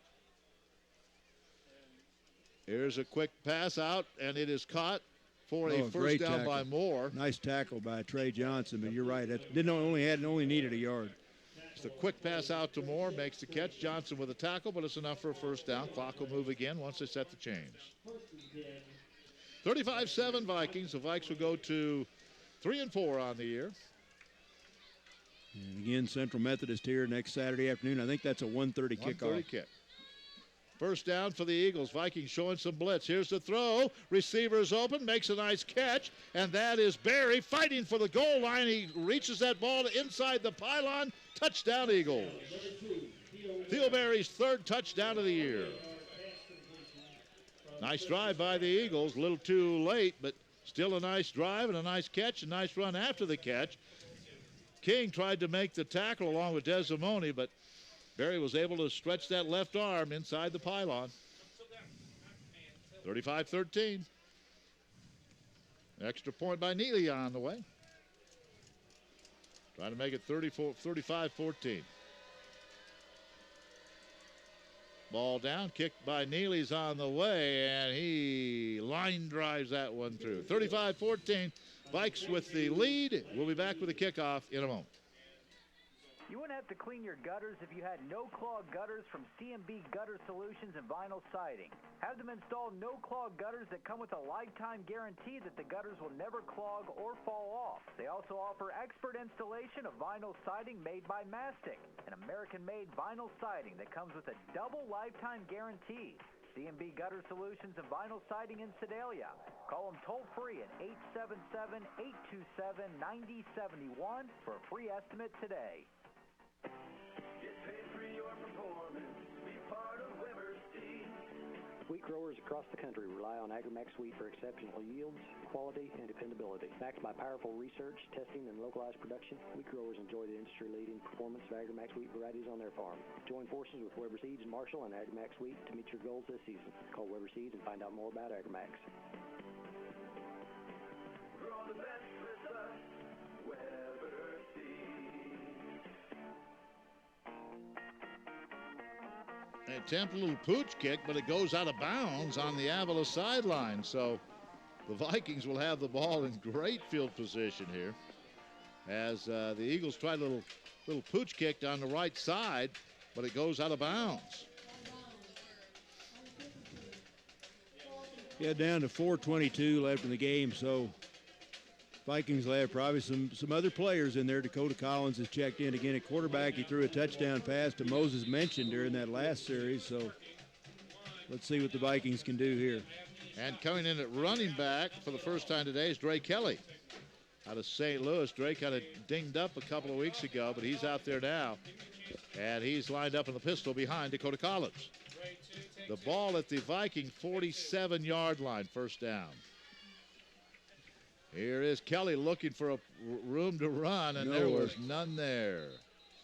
Nowhere to go. He's going to lose yardage back to the 46. Loss of 2, 2nd and 12, 4:10 to go. You're in my vintage. You remember that song by Martha Vandellas, Nowhere to Run to, baby. Nowhere to hide, nowhere to run. Yeah, that's kind of what Dre Kelly was facing. Nowhere to that time. hide, nowhere to run.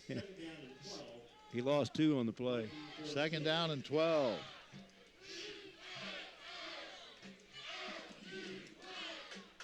Well, the Vikings are going to go to 3-4, leading comfortably 35-14.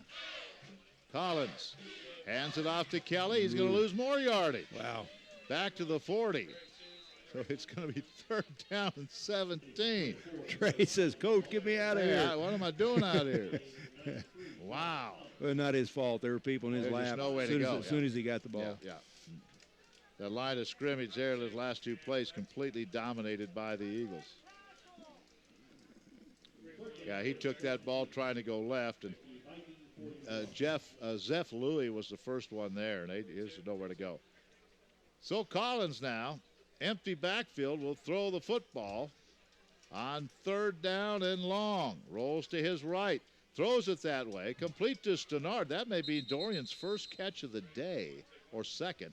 And he's out of bounds at the 47-yard line, the original line of scrimmage. So it'll be 4th down in a punting situation. And looks like we're going to have a different punter this time as well. I think that's Tanner Fleming.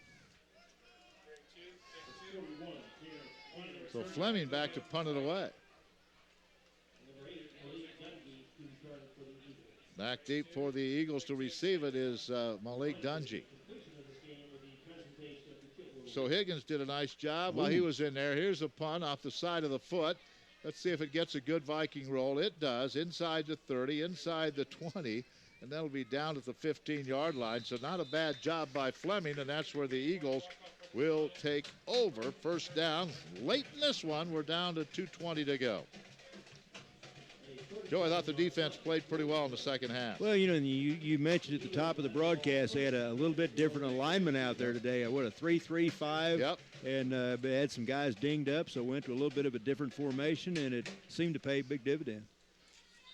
So the Vikes are going to go to 3 and 4. Avila will fall to 2 and 5. This Avila team will have the ball at least one more time.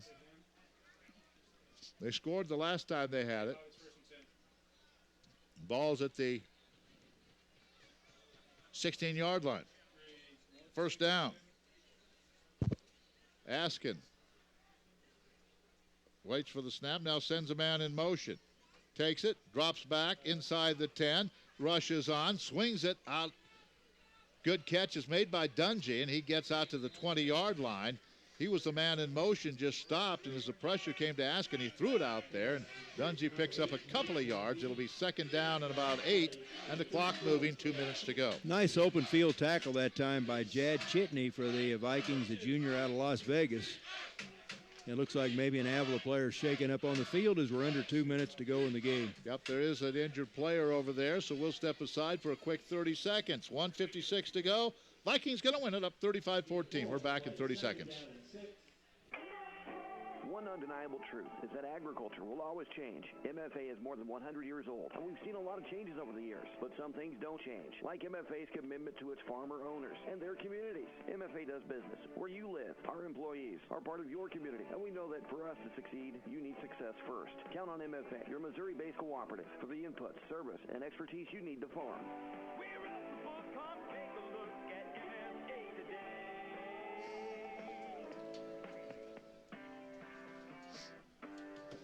35-14. Joe will be on the sideline with the coach. Here's a quick pass to the outside to Moore, and he may have the 1st down. Where are they going to mark it? Mark it right at the 25, so he will be a little shy. It's 3rd down and a yard as the Eagles go and hurry up here. Here's a pass outside, knocked down, and guess who? Dedrick Allen knocked that pass down. That's his 2nd batted pass of the day with everything else going on. He had I think 8 tackles in the first half, 7 in the first half, and he's had a bunch here in the second half too, and the senior will check out of the lineup. Again, Dedrick Allen is a senior, and he hails from Sacramento, California. And it is 4th down and a yard. Of course, the Eagles going for it here in their last gasp effort here, if you will. And they will keep it on the ground and get the 1st down and more all the way out to the 42-yard line. And that's Josiah as he breaks through that first wall of defense. And once he does, there's a lot of green space, and it's a 1st down, 1:27 left. Freshman Kyle Brady there to bring him down. Nice open field tackle by Brady. So 1st down at their own 43-yard line for the Eagles.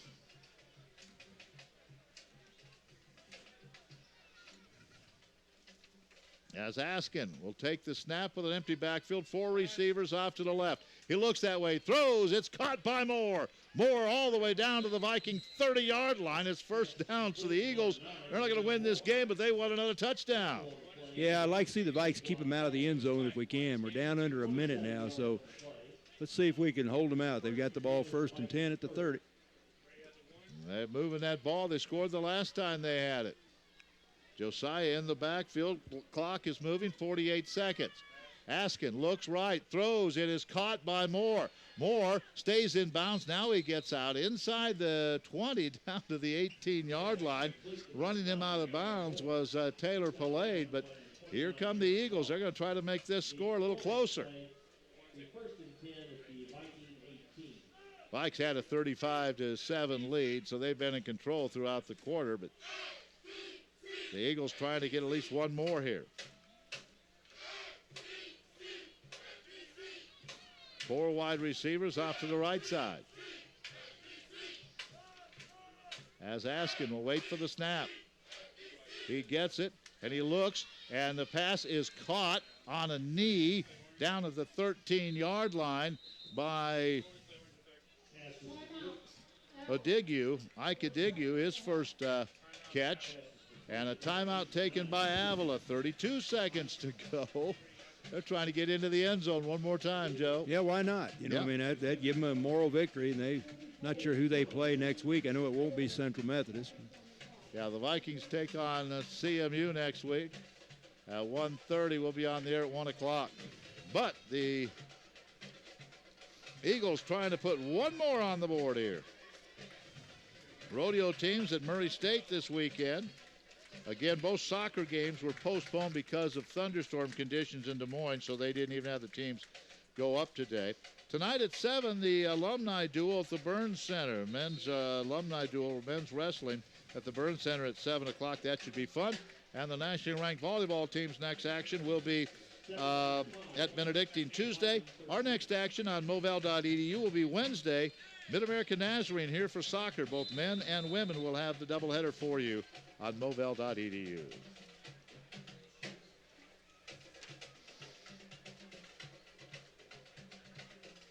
Ball's at the 14-yard line. 2nd down and 5 for the Eagles. Askin takes the snap. Looks. He's going to be sacked back at the 21-yard line. Kyraton got him. Kilgore's 2nd sack of the day. Timeout, Avila. Kyraton and Dedrick Allen have both played monster games on defense, I thought. Oh, I do too. They've both had a couple of sacks. Another timeout taken by the Eagles. But Kyraton Kilgore, he's from that nose guard spot, Joe, he just kind of dove under everybody and grabbed the legs of Askin, put him down. I'm going to head down toward the sideline. Can you hold this, you think? I think we can. I'll leave it with you. I'll be right back. One of our great sponsors is Elmer Hare Ford in Marshall. When Joe and I go on the road covering Missouri Valley athletic events, our vehicles are provided by Elmer Hare Ford in Marshall. Stop by and see all the guys, Matt and all the guys at Elmer Hare Ford in Marshall for all of your new and used vehicles. Elmer Hare Ford, we appreciate them being with us on the Viking Sports Network. So it is 3rd down from the 20. They have to get to the Eagles have to get to the 8 for 1st down. We'll also have the Chitwood Award announcement after the game, and Joe will try to get the Chitwood Award winner on the air as well. 3rd down and 12. Out of the shotgun, Askin will wait for the snap from the left hash mark at the 25-yard line. And he steps up in the pocket, rolls, throws to the sideline. It is caught short of the 1st down at the 11-yard line. It'll be 4th down and 2, 22 seconds remaining in the contest. Did he get out of bounds? He did, so that stops the clock with 22 seconds remaining, but it's 4th down. Moore made the catch.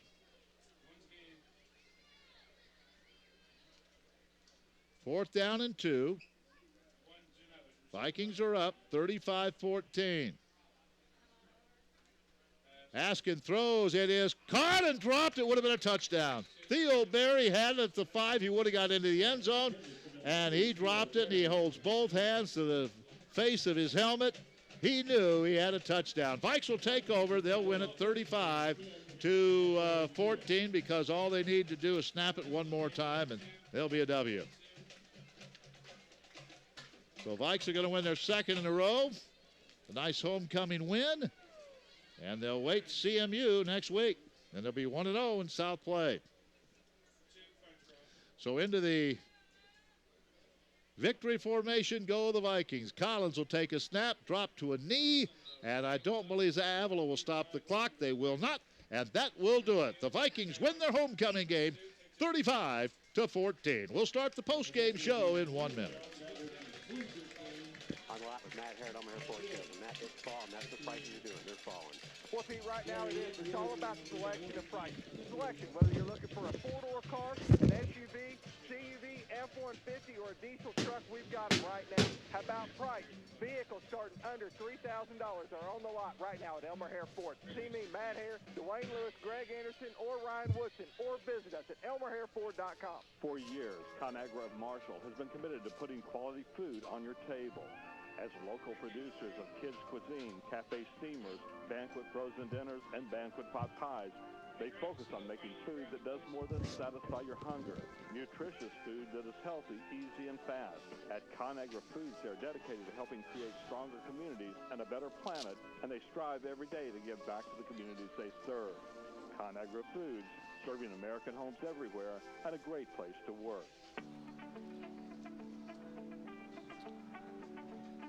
Well, a successful homecoming. It started with the bonfire last night, the outstanding alums, the Hall of Fame banquet, and capped off by a football victory, 35-14 over the Avila Eagles. So we'll have the coach with us in just a few moments, and we also will talk to the Chitwood winner. That is the award given to the outstanding Missouri Valley senior player at homecoming. So that award will be presented today as well. Again, 35-14. Big game for Kenny Sanford. Rushed for well over 100 yards. He got things started with an 80-yard touchdown run on the first play from scrimmage. And how about Moses Mention? Mention a couple of touchdown catches today, his first two of the year. And defensively, this Viking team was led by two guys up front, Dedrick Allen and Kyraton Kilgore. And it looks like that Dedrick Allen is going to be given the Chitwood Award. So congratulations to Dedrick Allen, the senior out of Sacramento. Had a big game. He's the sack leader coming in. Had 2 sacks today. Had a bunch of tackles. We'll get his numbers in a few moments. But congratulations to Dedrick Allen, the defensive end. He is the Chitwood winner for 2017. His teammates applaud. I tell you, Kyraton Kilgore was probably not far behind there as well. Taking a look at the numbers for Dedrick today, he had 13 tackles, 7 solo, 6 assisted. He had 2.5 sacks today, and he had 4.5 sacks for loss. So what a game. And right behind him was Kyraton Kilgore. He had 7 tackles, 2 sacks, 2 of those 2 tackles for loss. So those two guys really led the defense today. We'll be back in about a minute. When we come back, we'll go over some of the statistics. We'll also have the coach, and we'll have a visit with Dedrick Allen. It's all coming up on the Viking Sports Network. Autumn is here and the leaves are falling like the prices at C&R Markets with choice certified Angus beef boneless rump roast, $2.78 a pound. 10-pound package of 80% lean ground beef, only $2.18 a pound. 10-pound bags of Best Choice russet potatoes, $1.98, and it's chili time. So how about some Best Choice beans and tomatoes, only 48 cents a can. And save an extra $1 on our exclusive Smithfield Prime fresh pork. From everyone at C&R Markets, we hope to see you soon at C&R. LaCrosse Lumber in Marshall carries Larson Lifestyle doors. Each door has a Duratec finish over a solid core that provides weather resistance. Larson Lifestyle doors also come with a magnetic weather stripping that feels like a fridge to keep it comfy no matter what the weather. With matching handles inside and out, a 10-year warranty protection, and a price tag of only $244, you can't go wrong with Larson Lifestyle doors from LaCrosse Lumber, where military members get a 10% discount. LaCrosse Lumber, 152 West Morgan in Marshall. Installation is available.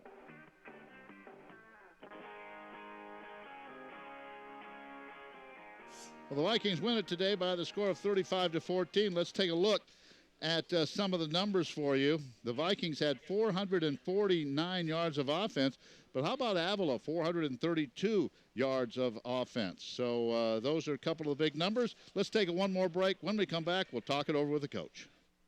During the Jeep Celebration event at Marshall Chrysler Jeep Dodge Ram, you'll save $6,000 on a new 2017 Jeep Cherokee 4x4 Limited.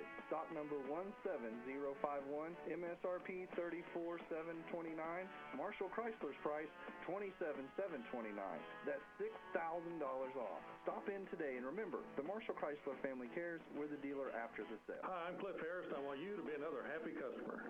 Whirlpool equals quality, and Charlie's Appliance Sales and Service in Marshall is your one-stop Whirlpool headquarters.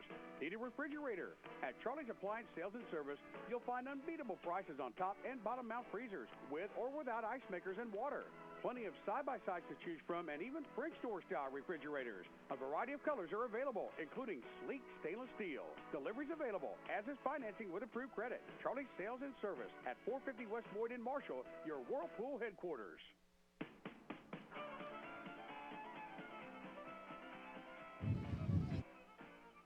All right, we are back, and let's go down to the field where Joe All has Coach Baltroth.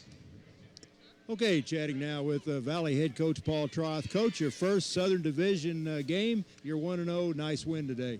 Yeah, we talked about, it's a kind of a new start. First half was a little rough for us, but we get to start over. Everybody's 0-0 the first week going in. We're one of 3 teams that are going to start out 1-0. So that's all we could do today. Was real happy for our kids. When you have a big crowd like this for homecoming, important to get off to a good start. Kenny Sanford goes 80 yards on the first play from scrimmage. You come back on your next possession. He catches a 20-yard touchdown pass. So that's the kind of start you like to have. Yeah, the fast start definitely helped. We sputtered a little bit in between, and that was disappointing. But again, I think those are things with a young team that we got to keep working on. So we're getting better in some areas, but we still got some work to do. I understand kind of a new defensive alignment this week. Some players boogered up, kind of a 3-3 defensive alignment, and it seemed to work pretty well. Yeah, we're going to give up a few yards doing that. We only rushed in 3-man rush, so for Dedrick to have the type of game he did was amazing with a 3-man rush. But played a lot of coverage and made him try to earn it, and it worked out pretty good. 2 touchdowns for Moses Minchin. Yeah, he's a young kid, and he's a good player, and real excited about him. He's just a freshman, and he's got a lot of good years ahead. Okay, you're 1-0 in division play. That's all that counts. Another home game next week against one of your arch rivals, Central Methodist. Yeah, Central Methodist, we'll start working on them on film and get ready to go next week and try to win one game next week. Coach, I'm going to try to talk to Dedrick Allen if I can. Thank you. Congratulations. Nice win. Thanks, Joe. All right, thank you, Joe, and we'll wait and see if we can't get Dedrick to come up here. By the way, the both soccer matches today in Des Moines were postponed because of weather in the Des Moines area. So those matches will be played tomorrow then. So they're going to play those 2 tomorrow. The men's match at 2, followed by the women's match at 4:30 in Des Moines. They didn't play them today. They're going to play them tomorrow. Let's go back down to the field and Joe All. Okay, right now we've got the Chitwood Award winner, defensive end Dedrick Allen. And Dedrick, I think something like 15 tackles or so today. You were all over the field. Yeah, it's just daily, every game, I feel like. I ain't did nothing different, just playing the same way I've been playing since game 1. You do such a good job getting off the ball from your defensive end position. Seems like you're into that backfield in no time. What's your secret to getting there so quickly? Secret is all season conditioning and running hills, just working, putting in the work. When you batted down a couple of passes today, that was big too. Yeah, it was big. Sure, I would have been more happy if I got a pick though, but it's all good. Okay, you're a senior on this team. You guys kind of got off to a rough start, 1-4. You've turned around and won your last 2. What did you seniors do to keep everybody up during some tough times? It was like during that Grandview, we knew we had a crowd. I know we didn't win that game, but I just felt like we gave our best foot forward. So I felt like we just been playing with that same type of effort every game ever since. Well, like I said, you were all over the field today. We're proud of what you did. Central Methodist next week, that's a rivalry game. That's one you guys will need to get up for. Yes, sir. Yes, sir. I mean, even though they bad, you got to treat every opponent like they the number 1 team. So be ready to work on Tuesday. Dedrick, congratulations on getting the Chitwood Award. We'll see you next Saturday. All right, thank you, Joe. Appreciate it from the field. A couple of numbers for you. Vikings 449 yards, 244 through the air, winning this one today. And I figured Avila would win the time of possession, but that's a stat that really doesn't matter. It's that scoreboard that matters, 35-14. Kenny Sanford, 128 yards rushing. Got off to a great start with an 80-yard touchdown run, his first touch of the day. Eldon Taylor had 57 yards rushing. The Vikes had 230. Bridges, 18 out of 23, 3 touchdowns. Dakota Collins, 2 out of 6 for a touchdown.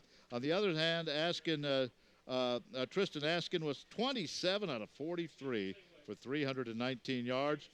Josiah Raven had 76 yards rushing, and Naeem Moore had 106 yards catching. Leading the Viking pass receivers, Jakari Johnson, 8 catches, 95 yards, and Moses Mention had a couple of touchdowns. Vikes win it today by the score of 35-14. For Joe All and for Chaz Maddie and our homecoming queen, Taylor Gilkey, was working today, and everyone else on the staff working today, thanks for joining us on a homecoming game. Vikings win it 35-14. So long from Greg Mitchell Field, Volney Ashford Stadium. I'm Ken Cuiava. Good afternoon.